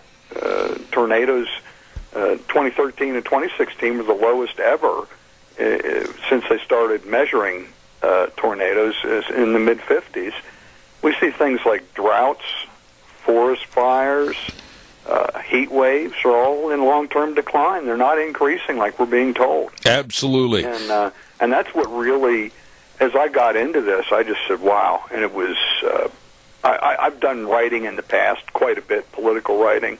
And this is my first book. I targeted non-scientists. I don't think there's another book like it out there. I'm told it's very readable, and I wanted to make it full color, fully illustrated. We've got 90 illustrations in the book. Most of them are original to me, but again, using base data from NASA, NOAA, and others, and peer-reviewed articles and papers. So I did target the non-scientists. I wanted something that everybody could understand, although it's not dumbed down. I've got 14 pages of sources and references in the back of the book, so it's not me saying that forest fires are decreasing. It's me quoting experts on forest fires, people like Canadian Fire Service, or in the United States, the National Interagency Fire Service. They're the ones telling us that, and using their charts and data, that actually fires have been in a long-term 100-plus year decline. And they blame it, or not blame it, they contribute climate change to the decrease in fires. Right. You know, like I said, Gregory, I went through the book, and this is a passionate subject of mine, and I'm going to make a statement, kind of a ballpark statement here, and I want you to correct me or agree with me. As I look at the original theory or thesis of climate change, global warming, actually with Al Gore, and then the verbiage change to climate change, I look at this, and these people on the left, when I say these people, I'm talking about the Gore and others, they make blanket statements that we, the American public, are supposed to believe them like they are something like a new cult religion, that whatever they say is the gospel. But in your book, what I've noticed already without going through page by page is that you absolutely and definitively create a fact basis for everything, including CO2 and the values of CO2, and these others with a demonization policy. They don't give you any facts. They just give you the idea that, hey, this is the way it is. That's the way it's going to be. I respect you for the way you wrote this book. Well, thank you so much. And what I did, a lot of this, I'm a geologist, so I look at things in a much longer, I look in long-term perspective. And that's really what we need to do when we talk about climate, is we shouldn't be looking at today's weather, the last week, the last month, the last 10 years or 100 years. You have to put what's going on now and over the last 100-plus years in perspective of thousands and hundreds of thousands and millions of years. And you see something completely opposite from, for example, CO2. Our current levels are about 400 parts per million. I'm not going to blow away your listeners with numbers, but we're at 400, and that's a number they should remember. A little over that right now, which is an increase from the start of the Industrial Revolution. But if we look at it in Earth's history, the average CO2 value throughout Earth's history prior to our current period was 2,600 parts per million, 6.5 times what we are today. Mm-hmm. It was as high as 8,000 parts per million. Again, we're at 400 today.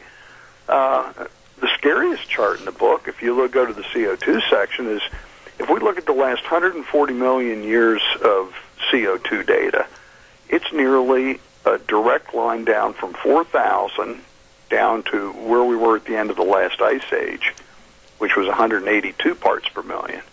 And that's a dangerous decline. And you say, why is it dangerous, Greg? Because at 150 parts per million, plant life can't survive. Right. We've got within 30 parts per million of all plant life ceasing to exist. Right. That's a climate catastrophe, not a little bit of warming that we're seeing.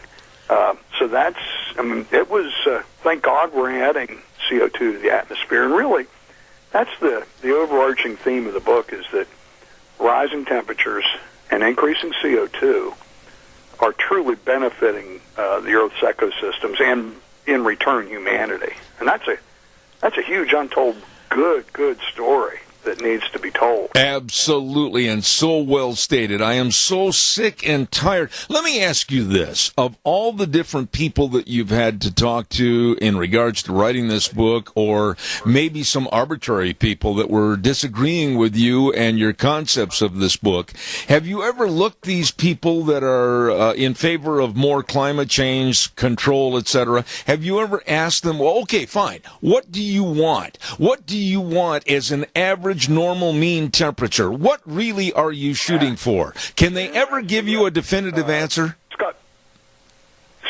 Pruitt from the EPA just a couple of weeks ago, and he's got a copy of the book, by the way. We swear he's been quoting from the book.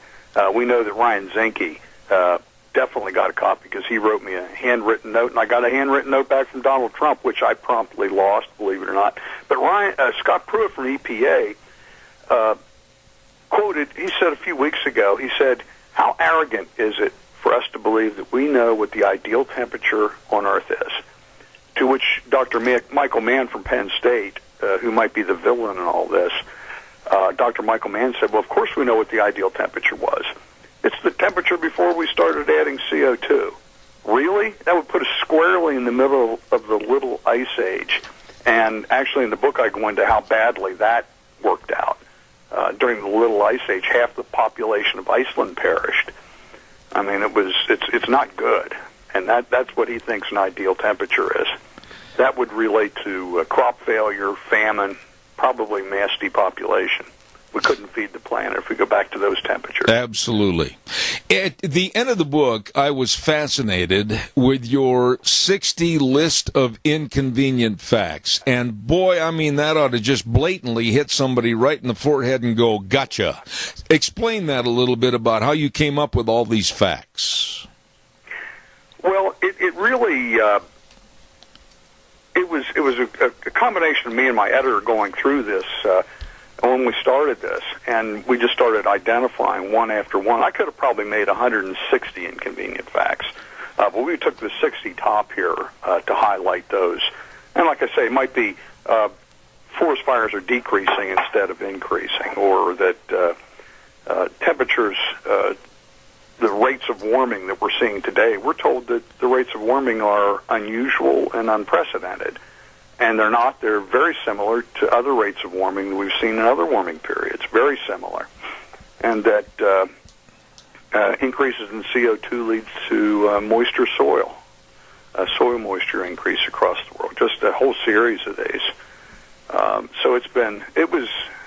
I was driven to write this book.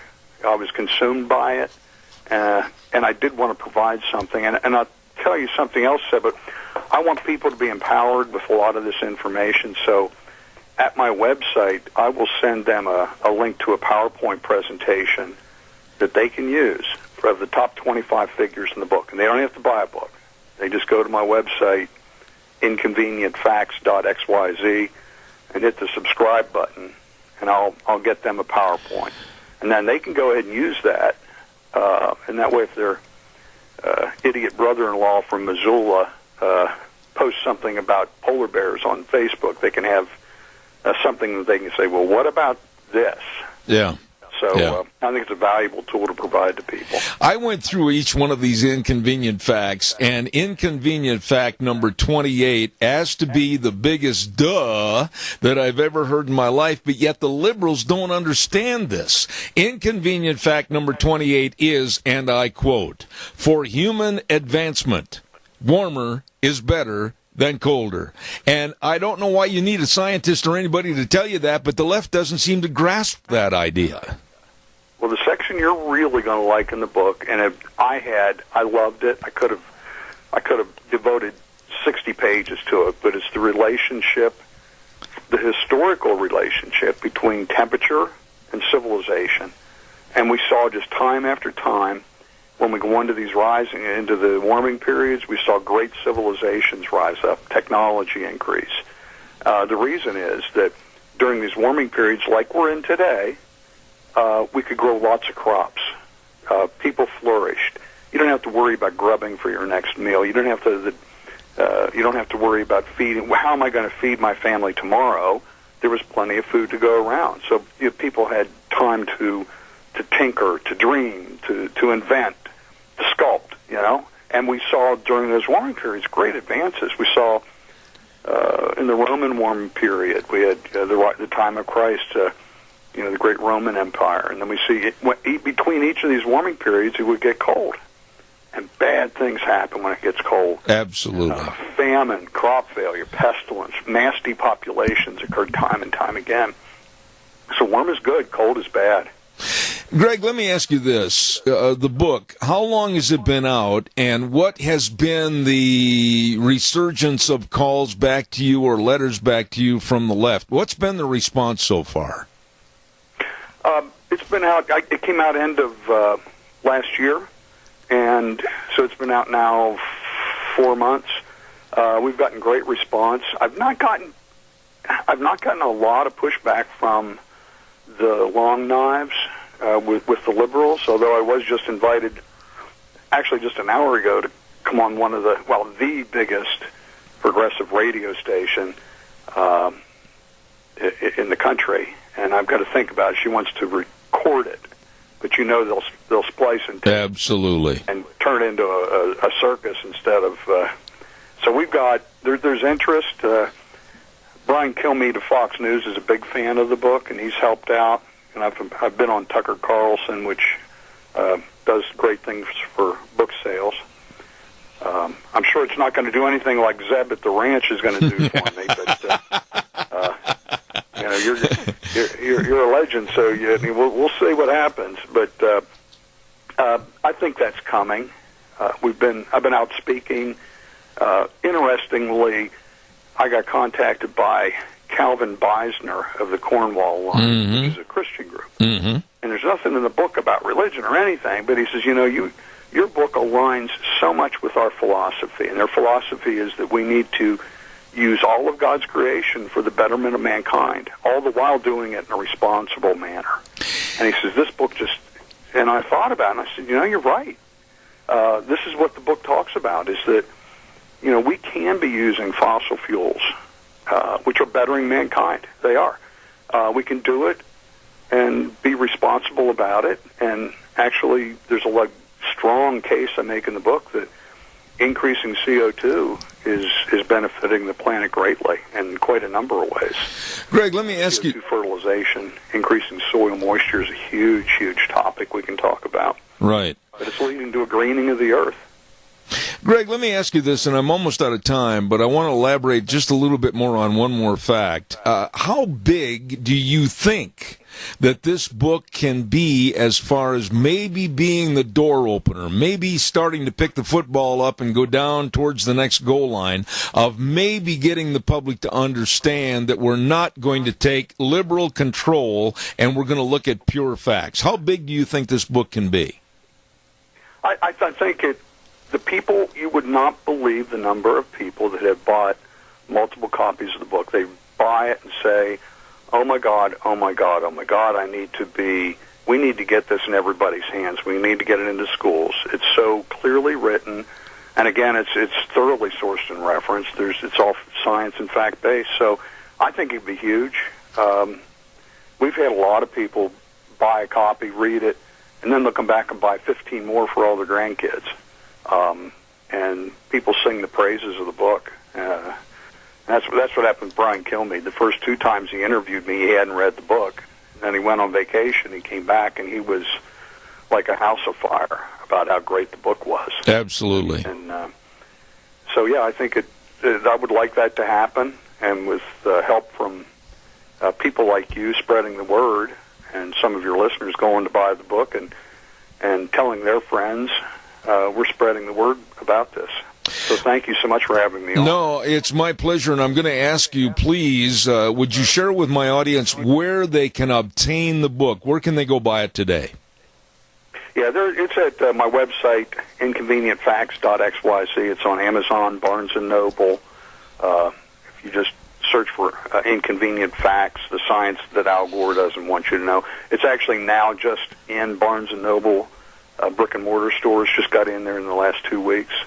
So we've got the e-books available, and the audio book should be available here in the next week or so. All right. Well, I want to tell you that if you will consent to it, I'd like to use you as one of my many members of the stable of people that I use on the hoax of global warming / climate change, and I want to have you back after I finish this book. Gregory Wrightstone, thank you for the book Inconvenient Facts. I'd be honored to join you again. All right, sir. God bless. Have a great day. Thank you so much. Thank you. Thank you. It's a great book, and very seldom do I really go on and on and on about some of the books until I've read the book in its entirety, but I have gone through here. Folks, this lays it out in a truthful fashion. You can't arbitrate with the facts that are in this book. They are the facts. And even our local Times News newspaper, I'm honestly thinking about buying a copy of the book and sending it to the editors so they can get their head out of their sandbox and really understand what's going on with the liberal left and the promotion of a controlling interest called climate change. Ridiculous. Okay, now that I've done that, I got to get in. Oh, we better, first of all, let's see. I've got to tell everybody about Let's Ride. Oh, my goodness, yes, we're almost a little late here. 270 Highway 24 between Rupert and the World. They're open Monday through Friday, 9 to 6, Saturdays 9 to 4. And they have got all, and when you open that showroom door, you're going to know what I mean. They've got all the four-wheelers. They've got all the side-by-sides. They've got all the accessories. They've got everything over there. I don't know how they got it all crammed into that great big showroom at Let's Ride. And if you already have a four-wheeler, they've got the best doggone service department around. You get over there today and enjoy Let's Ride. 270 Highway 24 between Rupert and the World, where the fun is sold. Holy smokes, wheels, we've got to have this good word for Representative Fred Wood, and then we'll go to the weather.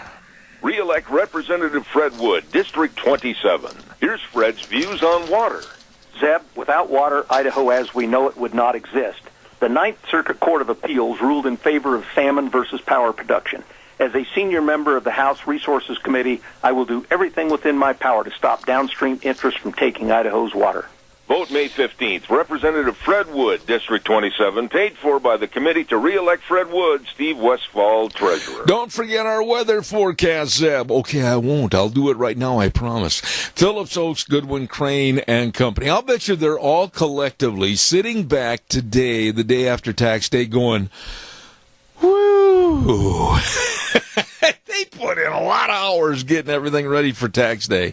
They've been providing accounting services to the Mini-Cache area for well over 50 years. The best of tax return preparation, tax planning, bookkeeping services, retirement planning. These are professionals that really can help you, your family, and your business. With offices in Burley and Rupert, they are the best. Phillips, Oaks, Goodwin, Crane, and Company. Right now, here's Gina with the weather. A relatively nice day as we finally make it to Wednesday, and here is your weather forecast. Mostly sunny skies. Expecting a high of 56 tonight, mostly cloudy with a low of 36. Tomorrow, not too bad, but winds are going to be picking up out of the west. And, of course, gusts as high as 20 miles an hour. Cloudy skies with a high of 61. Mostly cloudy for tomorrow night with a low of 37. And for Friday, sunny and 63. That is your weather forecast for Zeb at the Ranch. Thank you, Gina. And by the way, I want to say thanks to Gina and Wheels for all the additional help they've given us for this political season. Thank you very much. Phillips, Oaks, Goodwin, Crane, and Company. Oh, they are good. And they can help a lot of people starting a business or a corporation or maybe wanting to expand and hire more employees. Call them. Find out all the particulars. Phillips, Oaks, Goodwin, Crane, and Company, with offices in Burley and Rupert. Caller, I got about a minute. Real fast. Go ahead, please.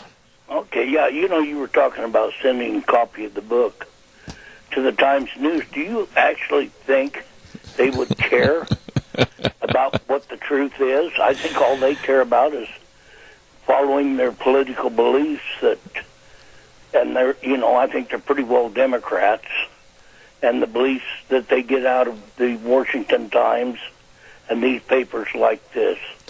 They're just using stories. I think you're right, Jerry, that they might just disregard it. But you know what? That's the problem with the liberal left today. They just accept all things as being factual because another liberal told them so, instead of really understanding and educating themselves. I think you're right that maybe they'd they'd take the book and then they'd burn the pages and start a fire. I agree with you. It might be a effort and futility. And the other question I've got, you called me at 8 o'clock this morning, and I hit my mute button so I couldn't hear you. What did you need? Well, you've heard the old expression, a butt dial. Well, I accidentally hit the wrong button, and you were called, so my apologies for disrupting you. Right. I just thought maybe it was something important. I'm sorry. You have a wonderful day, and may the Lord bless, and you keep your audience and that going with facts. We don't need fiction. There you go. Get enough with the Times News. All right, Jerry. God bless you, man. Thank you so much. Thank you. Don't forget our friends at Cameron and Siemens Insurance, Highway 24 in Rupert. The best of life insurance, health insurance, retirement planning, employee benefits, all of this and more. For you, your family, and your business, they will help. They're very accessible and devoted to serving you. Cameron and Siemens Insurance, Highway 24 in Rupert. The number to call, make an appointment, is 436-4424. That number again, 436-4424. Cameron and Siemens Insurance. Guess what? You know who's coming up at 10:06 this morning? It's going to be the Incredible Bulk. Yes, the big boy wearing green. And that happens to be Idaho Fish and Game Professor Kelton Hatch going to be on the air. Right now, this good word for Tommy Ahlquist, and then Wheels will take us up to CBS News.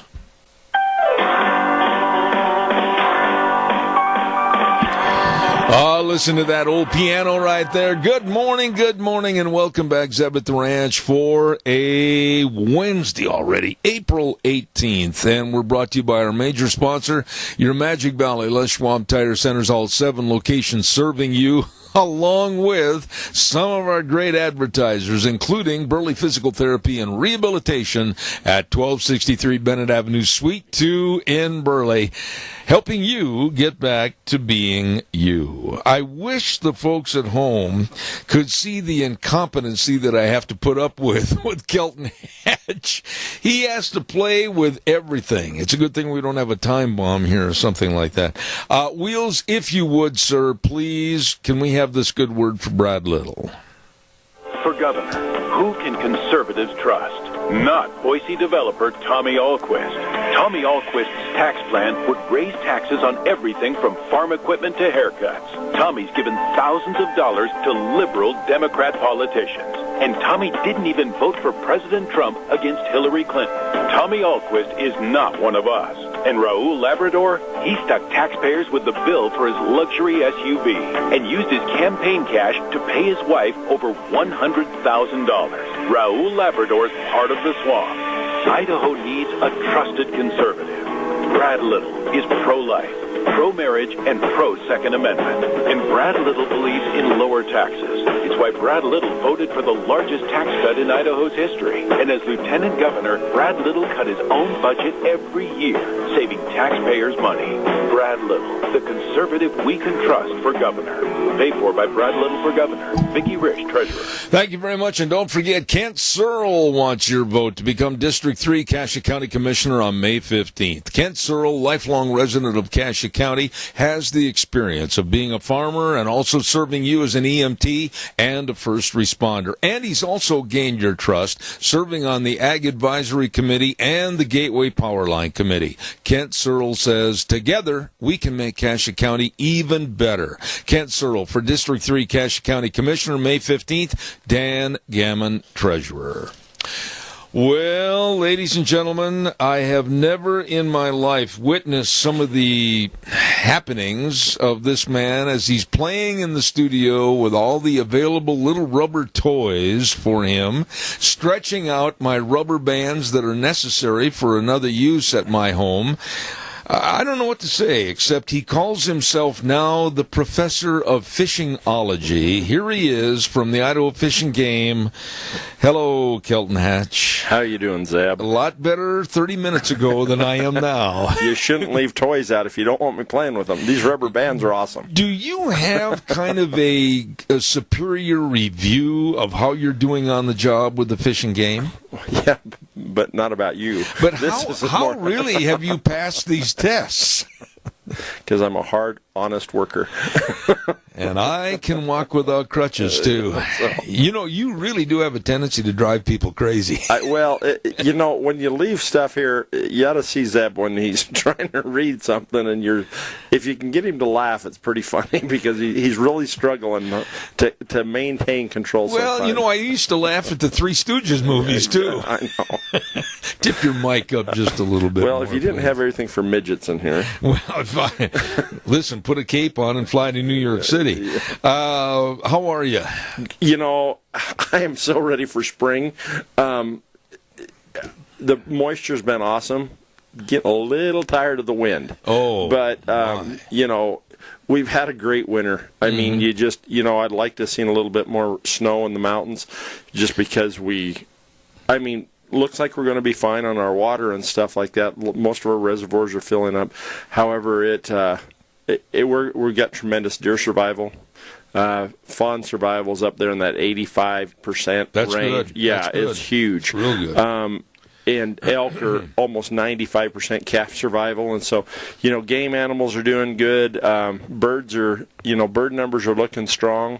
From what we've been seeing, we're doing our surveys on our sage grouse leks. Yeah. Sage grouse are on the leks. By the way, are there a lot of those in this area? Well, we count. I'm just trying to think. In the Magic Valley, that would be a first. Trying to think. Well, it's tough because we do so many of them. There's about 980 that we know of in this area, and close to 1,000. And we're going out and visiting over 500 of those. Wow! And so. Numbers are looking pretty good. A few of mine were down a little bit. I do some over in the basin, towards not the basin, but going over towards Goose Creek and out of Oakley. Some of them were down a little bit early on, and I think it was primarily because there's snow on the ground, and it was really deep.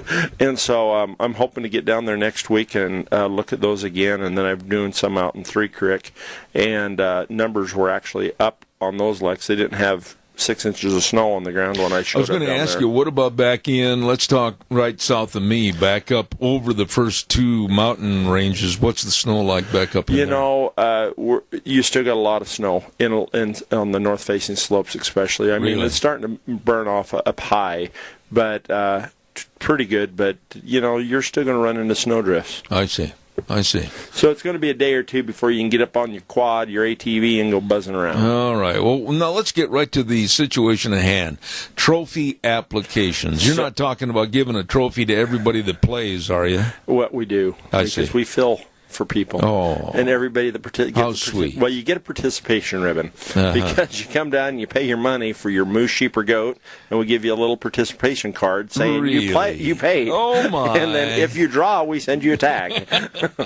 I wish everybody got a tag, but we don't, and this is going to be like That's coming up pretty quick where I can't forget. Well, this is for just moose, sheep, and goat right now. Oh, okay. Moose, sheep, and goat go to Please the end say of the that month. slowly. You almost slipped up. And moose, sheep, and zeb, goats, go to the end of this month, and then deer, elk, and antelope start in May 1 and go till June 5. And I'm actually going to say go from May 1 to May 31st for you, so that when I come, you've got 5 days to remember it. It'll be done, buckwheat. Okay, well, it'll be done. Good. And so, put in for those tags, applications. If you put in for a trophy species, your moose, sheep, or goat, you cannot apply for deer, elk, or antelope. I did not know that. It makes drawing odds better for those guys that are putting in for all species, because you have to kind of pick.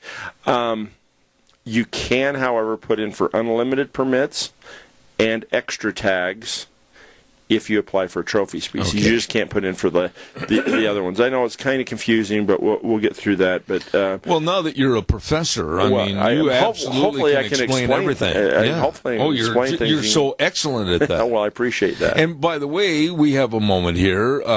You did teach a course in fishing this last week. Well, we did. It was pretty awesome. What we had done is it's Wild About Fishing. Wild About Fishing. And it was a college credit. It was. It was a college credit. School teachers came.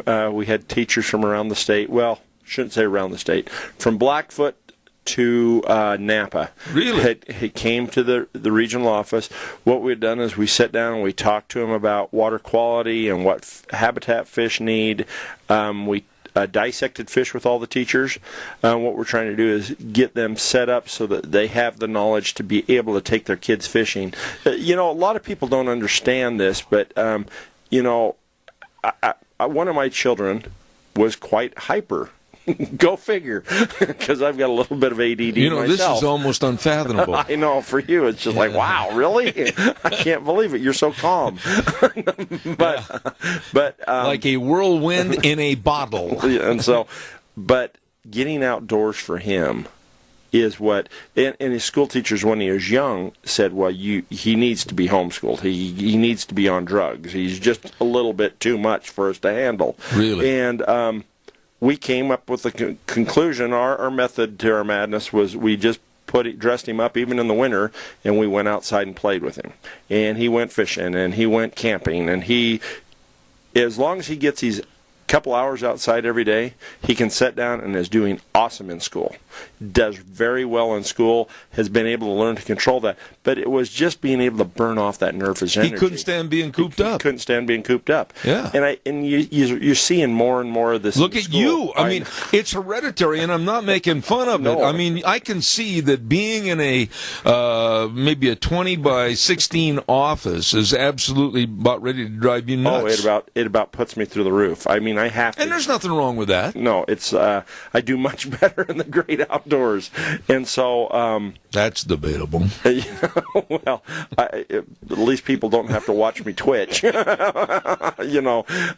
But so we're trying to get this more. Get outside, get your kids involved in things, and so it was actually pretty cool. We took them all fishing.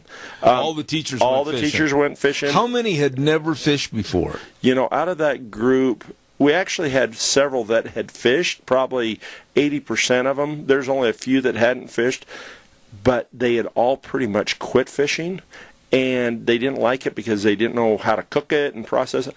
Well, I cooked fish for them. I filleted fish. You turned into a Chef Boyardee too? Me. You betcha. Wow, you're a jack of all trades. This is my secret recipe. Oh, look out. Here we go. Fillet the fish. Yeah. Take the ribs out. Take the ribs. Leave the skin on the back of the fish. Leave the skin on. Leave the skin on. Rinse it off. Rinse it off real good. Rinse it off really good. Put a piece of tinfoil on the barbecue grill. Tinfoil. Lay the fish on that. Yep, gotcha. Skin down. Skin down. Skin down. Yep. You put seasonal salt on it. Oh. And then you put ranch dressing. And you cook it for about 8 minutes at 350 to 400 degrees until the skin kind of sticks to the tin. Yeah. And you just scrape the meat off, and they devoured the fish. And everybody's going, "Oh, we're gonna start. I'm gonna start fishing again." That's ranch the best dressing. Yeah. Where did you get this? And you have to use Hidden Valley Ranch. Well, boy, that's a plug for them. They ought to pay for I know it. they ought to, but it's funny because it does work a lot better. I've tried the other offshoots; doesn't taste as good on the fish for some reason. But no, it's been kind of weird because a lot of things. But I spent a lot of time in Alaska at one point in my life, and I was up there guiding, and I got to eat fish every day. Pretty much. Doesn't that get old? Well, and so I had tang fish. Sprinkle tang on it, tang cook it. fish. You had Italian salad dressing fish that you just sprinkled the powder packs, or put Italian salad dressing. And you just, oh my goodness. And we started cooking it with ranch, and it was just something that was really good. Really? And so we tried lots of different recipes. I mean, once people go, "Oh, you can't get tired of fish." I'll put it this way: after 40 days of fish or 60 days of fish, every day you get tired of fish. I got to take a break right here, and we've got to send it back over to our main studios for this good word for Brad Little. For governor, who can conservatives trust? Not Boise developer Tommy Alquist. Tommy Alquist's tax plan would raise taxes on everything from farm equipment to haircuts. Tommy's given thousands of dollars to liberal Democrat politicians. And Tommy didn't even vote for President Trump against Hillary Clinton. Tommy Alquist is not one of us. And Raul Labrador, he stuck taxpayers with the bill for his luxury SUV and used his campaign cash to pay his wife over $100,000. Raul Labrador's part of the swamp. Idaho needs a trusted conservative. Brad Little is pro-life, pro-marriage, and pro-Second Amendment. And Brad Little believes in lower taxes. It's why Brad Little voted for the largest tax cut in Idaho's history. And as lieutenant governor, Brad Little cut his own budget every year, saving taxpayers money. Brad Little, the conservative we can trust for governor. Paid for by Brad Little for governor. Vicki Rich, treasurer. Thank you very much. And don't forget, too, we want to remind everybody about Airvana, or Airvana, as those like Kelton would say, defined as the ultimate level of comfort you'll achieve with the presence of a new Lennox home comfort system. When you buy a new Lennox system at Ramsey Heating and Electric, you can get up to $1,700 in rebates. Airvana, just another way to make you feel better. So call Ramsey Heating and Electric at 678-0459 or visit online, ramseysonline.com.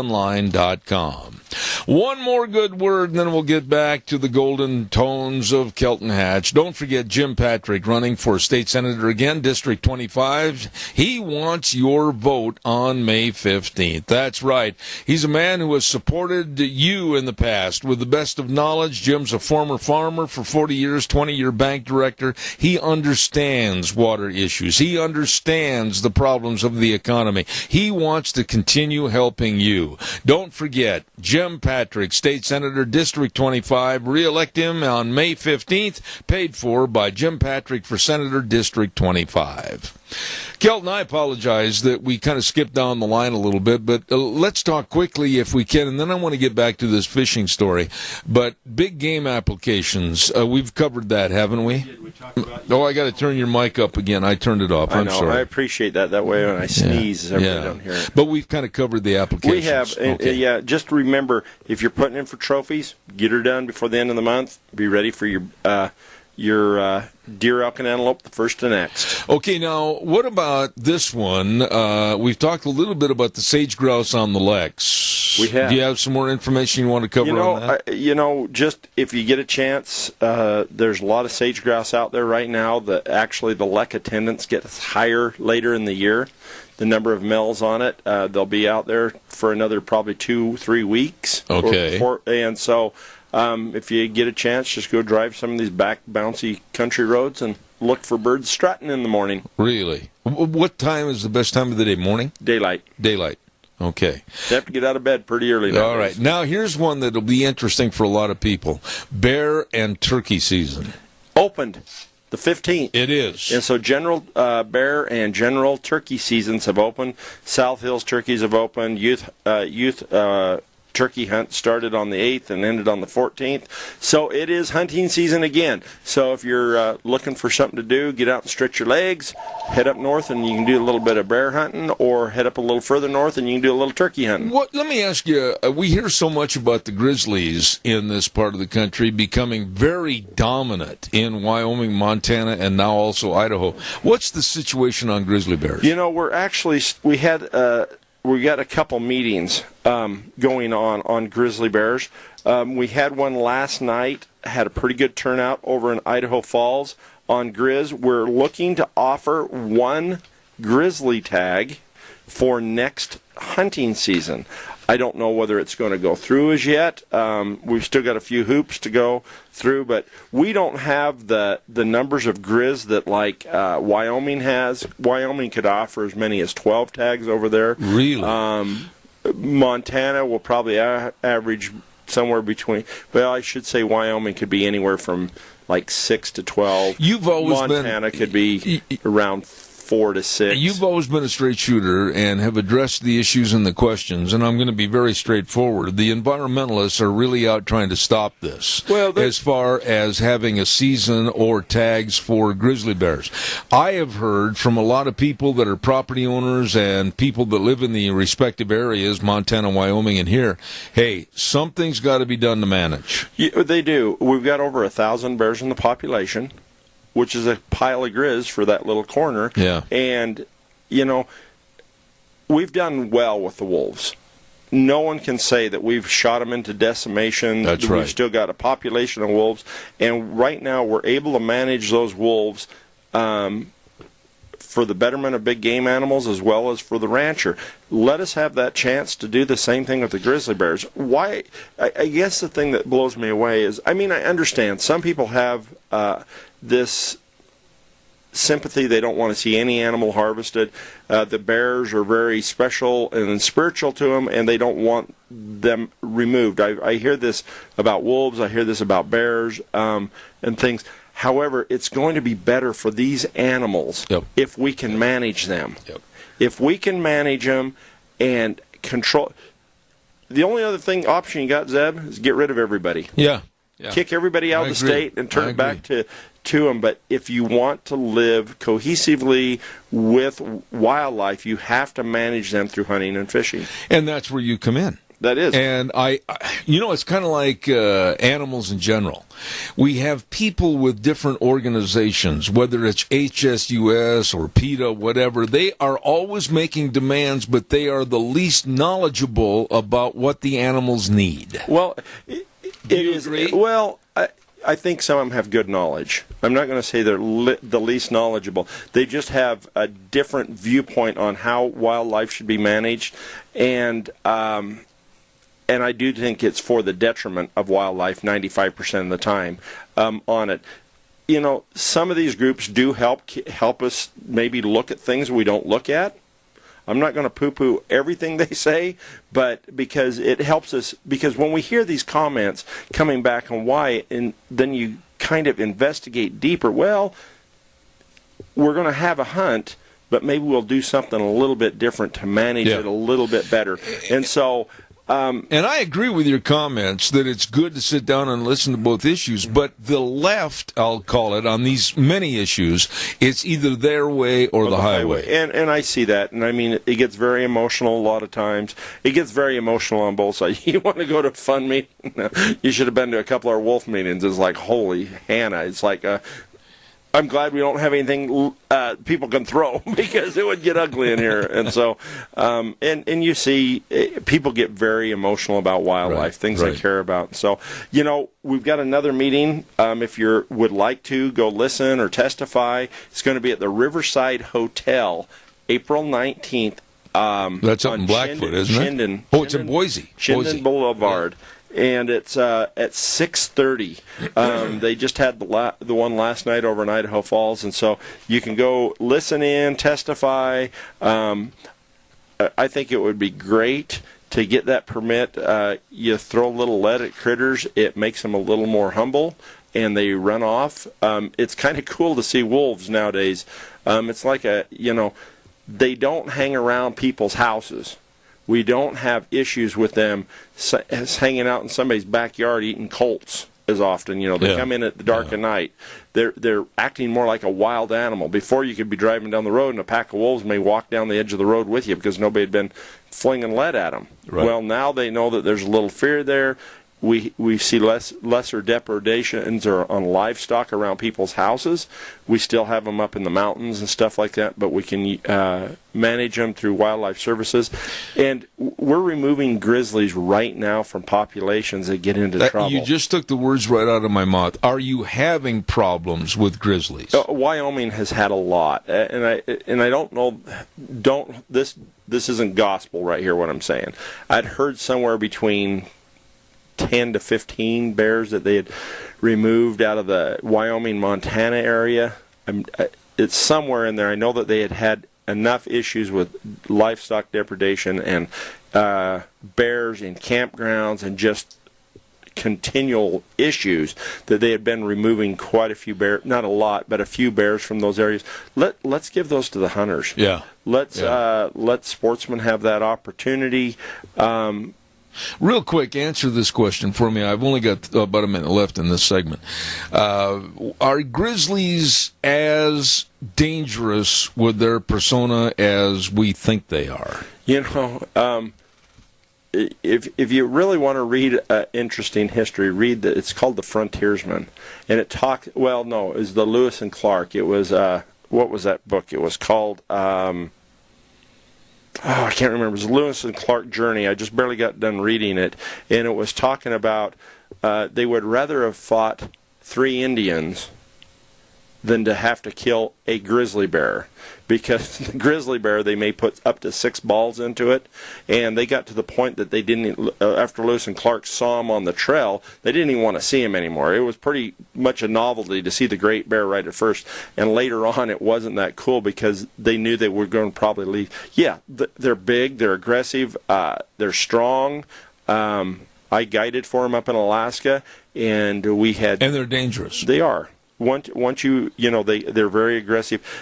Black bears cause more injuries because we got a lot more black bears. Yeah. Usually when a black bear attacks, from our wart training, our wildlife and human interaction things, black bears usually when they attack, they come to eat. Grizzlies, they just strike and leave. Right. Typically, but they are a big, strong animal. They're cool to see, but they'd also be.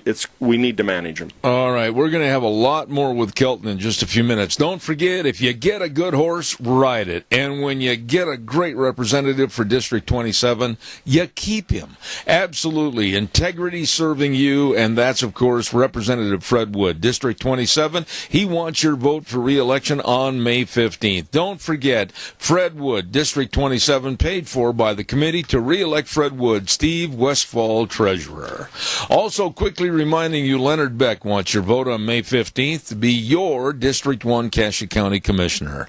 Leonard will be your voice for economic growth, protecting property rights, and helping promote education and job opportunities for our youth. Leonard Beck, a lifelong resident of Cassia County, wants to be a strong voice for you. Vote Leonard Beck for Cassia County Commissioner May 15th, paid for by the committee to elect Leonard Beck, Devon Rucker, Treasurer. Right now, let's send it back over to our main studio. We'll be back in about 3 minutes.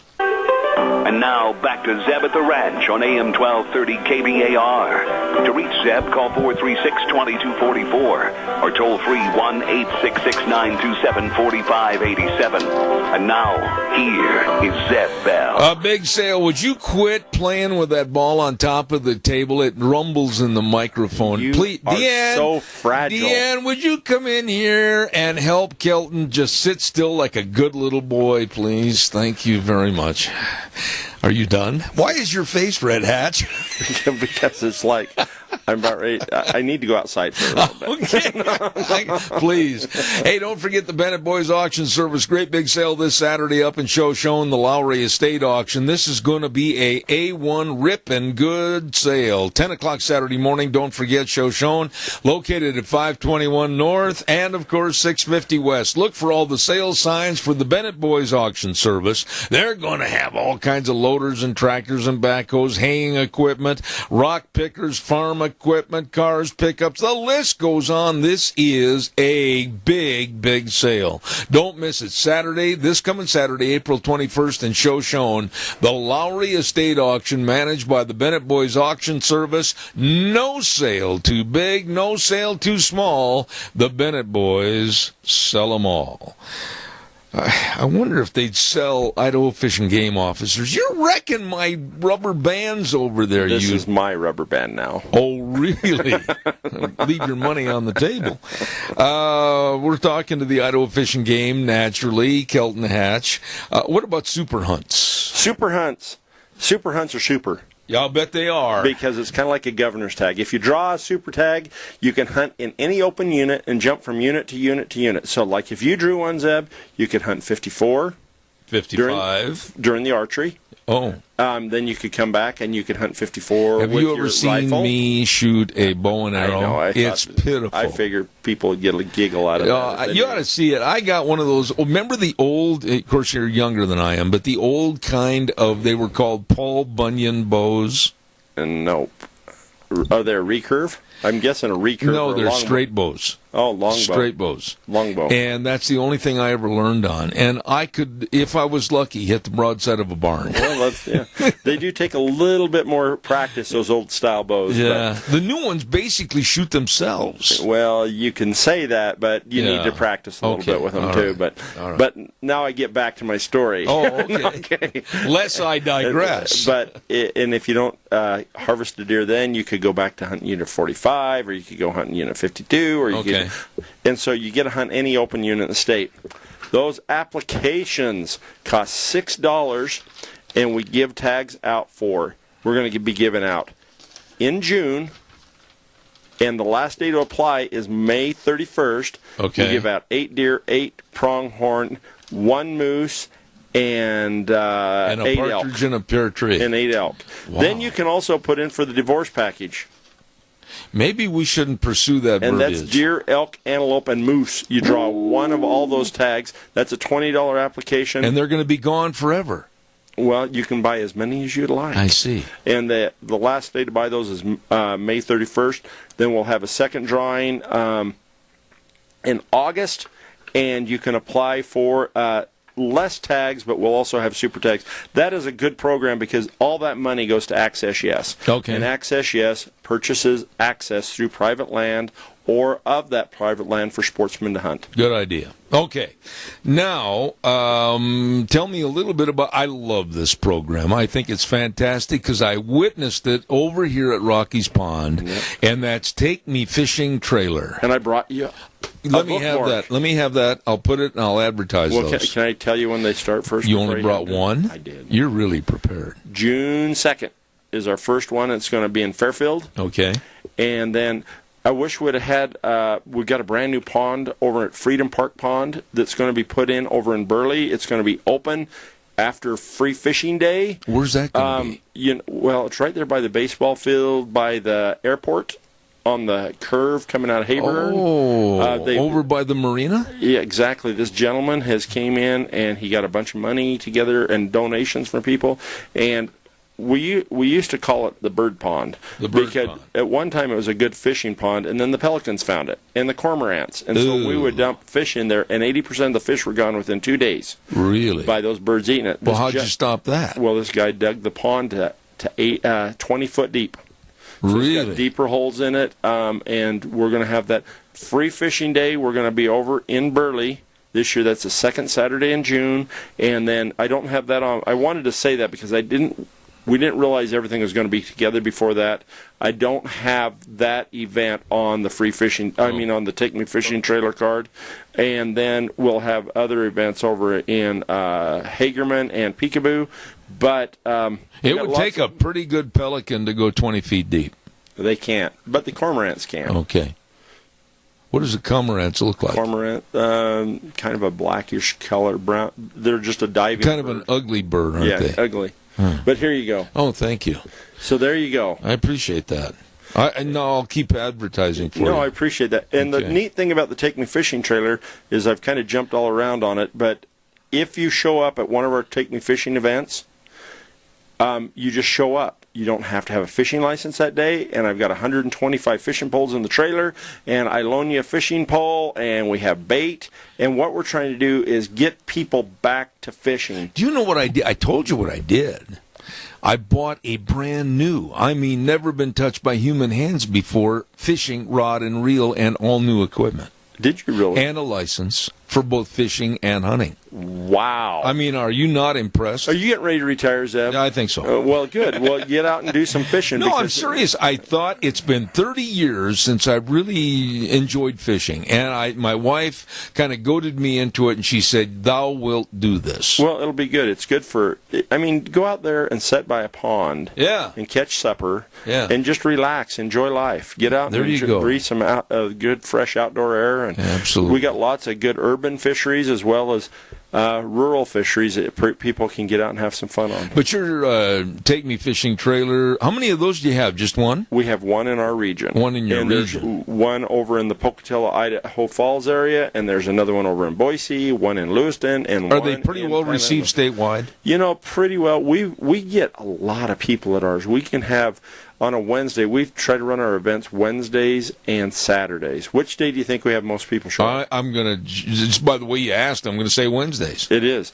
because it's interesting to me that a lot of mothers bring their kids to go fishing because they're at home with their kids in the summer, and their husbands are too busy on the weekends, or they've got too many sports going on the weekends, and they want to introduce their kids to fishing because they got to go fishing when they were kids. How many of these kids that have never thrown a line in the water actually end up in the water because they forget to possibly do things correctly? You know, we have a few more of those happen in our Trout in the Classroom program when we got the middle school and the high school kids. Yeah, and I think they fall in on a purpose sometimes. To get sympathy, I see. Well, you know, to do something different. It's hot, and so they jump in or something like that. But, you know, you get a few of them, but not a lot. But the kids, the big thing is there's nothing better than a dirty kid. A kid that gets out there playing in the mud and playing in the dirt, I guarantee that kid's going to sleep better when he gets home. I was witness to what you did over here at Rocky's Pond that year with the fishing trailer, and I could not believe some of the smiles on those kids' faces. Yeah. And that one boy landed one that was about 5 or 6 pounds. And that's fun. These kids get to get out and do something, and it's something that we all grew up with, and a lot of today's society don't get to do very much. Amen. We'll have more in just a moment. Right now, I want to remind you about the Southern Idaho Living Expo that's going to be taking place on Saturday, May 5th from 10 a.m. to 3 p.m. at Nature's Nursery and Market, 120 East Highway 30 in Burley. Don't miss this. Wow. All people are welcome. No entry fee. There's going to be all kinds of vendors and art contests, and it's put on by the Minnecasia Chamber of Commerce. Woo! I mean, you're going to have a lot of fun. They're going to have gardening tips and grilling tips and outdoor living, healthy habits. Don't miss this. Coming up on May 5th from 10 a.m. to 3 p.m., Southern Idaho Living Expo at Nature's Nursery and Market, 120 East Highway 30, Burley. Going to be a lot of fun over there. You better go. I will. Right now, what we're going to do is have this good word for State Representative Fred Wood and then the weather forecast. Wheels if you would. Re-elect Representative Fred Wood, District 27. Here are Fred's views on agriculture. Zeb, agriculture is the basis of our economy and way of life in Kasia and Minidoka counties. I have wholeheartedly supported agriculture and related businesses in the legislature for the last 12 years, and I will continue to do so. Vote May 15th. Representative Fred Wood, District 27, paid for by the committee to re-elect Fred Wood, Steve Westfall, Treasurer. Thank you very much. And right now, I also want to remind you about our weather forecast being brought to you by Scarrows Meats. 331 North Road, Jerome, Don Scarrow, and the whole crew serving you with absolutely fantastic, delicious meats, marinated prime ribs and smoked hams and bacons and bratwurst. You name it, it's all great from Scarrows Meats. Get a hold of them today, 324-7657, or stop over at 331 North Road, Jerome, Scarrows Meats. Right now, here's Gina with the weather. A relatively nice day as we finally make it to Wednesday, and here is your weather forecast. Mostly sunny skies, expecting a high of 56 tonight, mostly cloudy with a low of 36. Tomorrow, not too bad, but winds are going to be picking up out of the west, and of course gusts as high as 20 miles an hour. Cloudy skies with a high of 61. Mostly cloudy for tomorrow night with a low of 37, and for Friday, sunny and 63. That is your weather forecast for Zeb at the Ranch. Thank you very much, Gina. And don't forget Scarrows Meats, 331 North Road, Jerome. That telephone number again, 324-7657. ScarrowsMeats.com, the website. They are changing the way we eat, one delicious bite at a time. We're on the air with Kelton Hatch, Idaho Fish and Game. Kelton, I've got a question for you. We were talking earlier about the teacher workshop and with the teaching them how to fish and everything. What were some of the questions that maybe you kind of laughed a little bit about, maybe their naivete about not knowing how to fish and everything? What about some of the teachers' responses at that class? I got to turn your mic up. There you go. I guess there wasn't a lot of goofy questions. I mean, that the thing that struck me was the excitement of the teachers. Of the teachers, really, because it's not like they've been so busy with life, they hadn't done this. This one lady, she was out of Jackpot, and she loved to eat fish.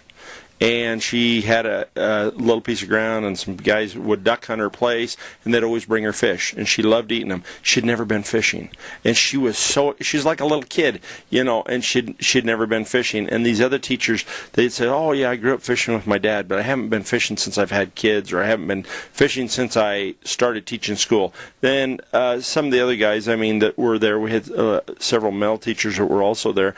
And, they just were excited to see how they could implement and give them ideas to maybe help kids. One of the interesting ones is we had a group from one of the boys' homes. It was over out of by Idaho Falls, Blackfoot area. And he's been using fishing out there for the last 4 or 5 years to help these kids with a few social issues, you may say. They get in a little bit of trouble. Yeah. And he's seen just great success because it gives them an area to be able to get rid of some of their energy. They can go out and they can do something. They get away from the crowds of kids. The peer pressure is different when you're fishing typically than when you're downtown. When you have these teachers that come to these this class that you gave, do you have to really be basic, and I'm not trying to be funny, but this is a rod and reel, this is how you hold it, this is how you operate it, this is how you tie your hook and your lures, all that kind of stuff? I do that with about any class whenever I get around a group, because the thing is a lot of people have been fishing and they go, "Oh, I can do that," but then they don't know all the intricate details of different. Yeah, I went through basic spin casting and an open bell cast and fly casting. How to put the weights on the line, how to put the weights on the line, how to put a slip bobber on, and just real basic things, because you can find most of this stuff on YouTube nowadays. That's the difference. But if you didn't have a grandma or grandpa or a dad or somebody to teach you this, this is like Greek to some people. Yeah. Because they've just haven't had that experience to get outside. And it shocks me sometimes. We run the Trout in the Classroom program, and this coincides really closely with that. When I first started the Trout in the Classroom program was about 14 years ago when I first moved to the Magic Valley. The year after I moved here, I had some federal funding that came to help pay for my position, and it came from the Dingell-Johnson excise tax, right, which is a taxation on fishing poles and hooks and boats and things like that. Right. Well, I wanted to put it to the proper use, and so we started this Trout in the Classroom program, and at that time, I came to Murtaugh and was setting it up, and I can still remember the class. There's like 12 or 13 kids, and I go, "How many kids have ever been fishing?" And one of them in Murtaugh, Idaho, raised his hand. Had been fishing. I went into Twin Falls at Stewart and asked him, "How many of you kids have been fishing?" About 30% of them raised their hand. Then I said, "How many of you guys have caught a fish?" And less than 5 of those kids in that classroom had ever caught a fish. We're talking to a classroom. They had 320 kids and in each of my classes that I was teaching, there's about 50. You only have that few that... Nowadays, I can proudly say that when I ask a group of kids how many kids have been fishing in there, we're closer to 50 to 70% of those kids have been fishing. With the evolvement of going back to nature, if you don't mind my saying it that way, and basically putting the doggone smartphones down and turning off the computer and everything, this is healthier for our whole society. Well, it is. It's interesting. I've been fortunate in my life that I've worked with Boy Scout groups quite a bit, and one of my favorite things is we like doing 50-miler backpack trips.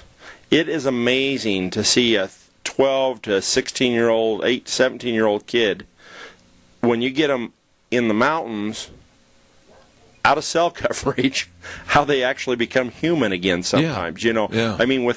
Within a day, these kids are sitting around visiting again, where before, as soon as you get back to the vehicles and you get back into cell coverage, the phone comes up, it goes dead silent in there, and their faces, when I don't have anything else to do, my nose is in electronics. And it's just a different society than we grew up in. Getting these kids back into the outdoors, getting even adults back into the outdoors. Is it a short-term effect on these kids, or can we plant a seed to get outside, exercise, play, go fishing, enjoy the great outdoors, or is that a done deal and never going to happen again? I think it gives them the opportunity, and if they choose to do it down the road, when they have children or they are looking for something to do, or they don't have enough money to go to the movie, maybe those things will pop back into their mind saying, hey, I had a lot of fun fishing. Yeah. Or just getting outside. Getting outside, going for a hike. Yeah. That's one thing we try to do when we take these kids down for the trout in the class. I feel like I'm talking about inner city kids here, But you're not. It's right here. It's right here. And they have become inner city kids. Yeah. I mean, there's no different to their life than somebody maybe in L.A. because they don't get outside. They walk home from school, they sit down, and they play electronics. A lot of kids aren't like that. There's a lot of kids that get out, but we're losing that connection. How many of these kids that you've worked with, though, are basically desocialized from the outdoors because of their parents' lack of knowledge? And a big chunk of them. There's a big chunk of them because it's really interesting when I talk to a lot of these mothers that are taking their kids. Well, my husband's never been fishing. My husband, he golfs. That's not the great outdoors. And so it's different. We've shifted just a lot. And so, it's fun to get out. It's a good time to build memories. I can buy a fishing license that lasts 365 days that I would burn up in one trip to the movie theater. Absolutely. Every time I go out, I don't catch a fish, but it teaches kids patience. And when my wife would go to girls' camp or something like that, I always would take my kids. I would stay at home with the kids. At 6 in the morning, we would leave the house with our egg sandwiches, and we'd head to a lake. Been there. And those kids, I'll put it this way, when I brought them home at night, and they crawled out of the bathtub and they ate supper, they fell asleep. They were gone. They were gone. So was I, pretty much. Quiet time for Mom and Dad. Well, Dad, because Mom was out of town, and my wife would say, why are all these clothes dirty and the house is so clean? I said, we weren't in the house. We weren't home. Listen, man, I tell you what, I know we have a lot of fun on this program and everything, but I think what you're doing on behalf of the Idaho Fishing Game for the next generation coming up is absolutely a necessity. Well, I appreciate that. It has to happen. I appreciate that. Has to happen. And I just hope that we can continue. We've got these in Cassia County, in both the high schools over there, Minetico and Burley. We've got it in most of the major schools in Twin, and we're trying to get them into most of them in the area, and so hopefully we can get more of these kids introduced to the outdoors. Okay, Kelton, thank you very much. Our big sponsor of our program is your Magic Valley, Les Schwab Tire Centers. All 7 locations are serving you with a big spring tire sale right now. They've got all the tires on sale, like the Eclipse tire and the Ultra Z900, the Open Country HT. Wow. For your cars, pickups, SUVs, horse trailers, boat trailers, whatever. You stop in and see any one of the 7 locations today. Check out the great brake service with the highly trained brake technicians, front-end alignment, shocks and struts, batteries, everything but the best in service to you. They really care, and they will take care of you. Lane and Rupert, Dave on Blue Lakes and Twin, Mike and Buell, Mike and Jerome, the Twist family in Paul, Daniel on Poline in Twin Falls, and Randy on Overland in Burley. Your Magic Valley Les Schwab Tire Centers. Wow, it went too fast. My dear friend Kelton Hatch on the program this morning. We'll see you next month. Will do, and I'll be going, Zeb. It's time to apply for your deer tag. Zeb. Hey, Zeb. How much you want to bet I'll have it by then? I actually think you're going to do it this year because you bought your hunting license at the beginning of the year. And if you'll look right there next to you, those books, it's attached to the books. Oh, I thought, yeah, he's got How to Hunt. Yeah, thank you. It's a fishing game Bible. Don't ruin a good program. Kelton Hatch, Idaho Fishing Game. And right now, ladies and gentlemen, we are going to listen to this good word for Tommy Ahlquist. And then my dear friend Wheels is going to take us out of here to CBS News. We'll be back tomorrow morning at 8:06. Ride the horse for 3 hours on Zeb at the Ranch. The way things were are the way things ought to be.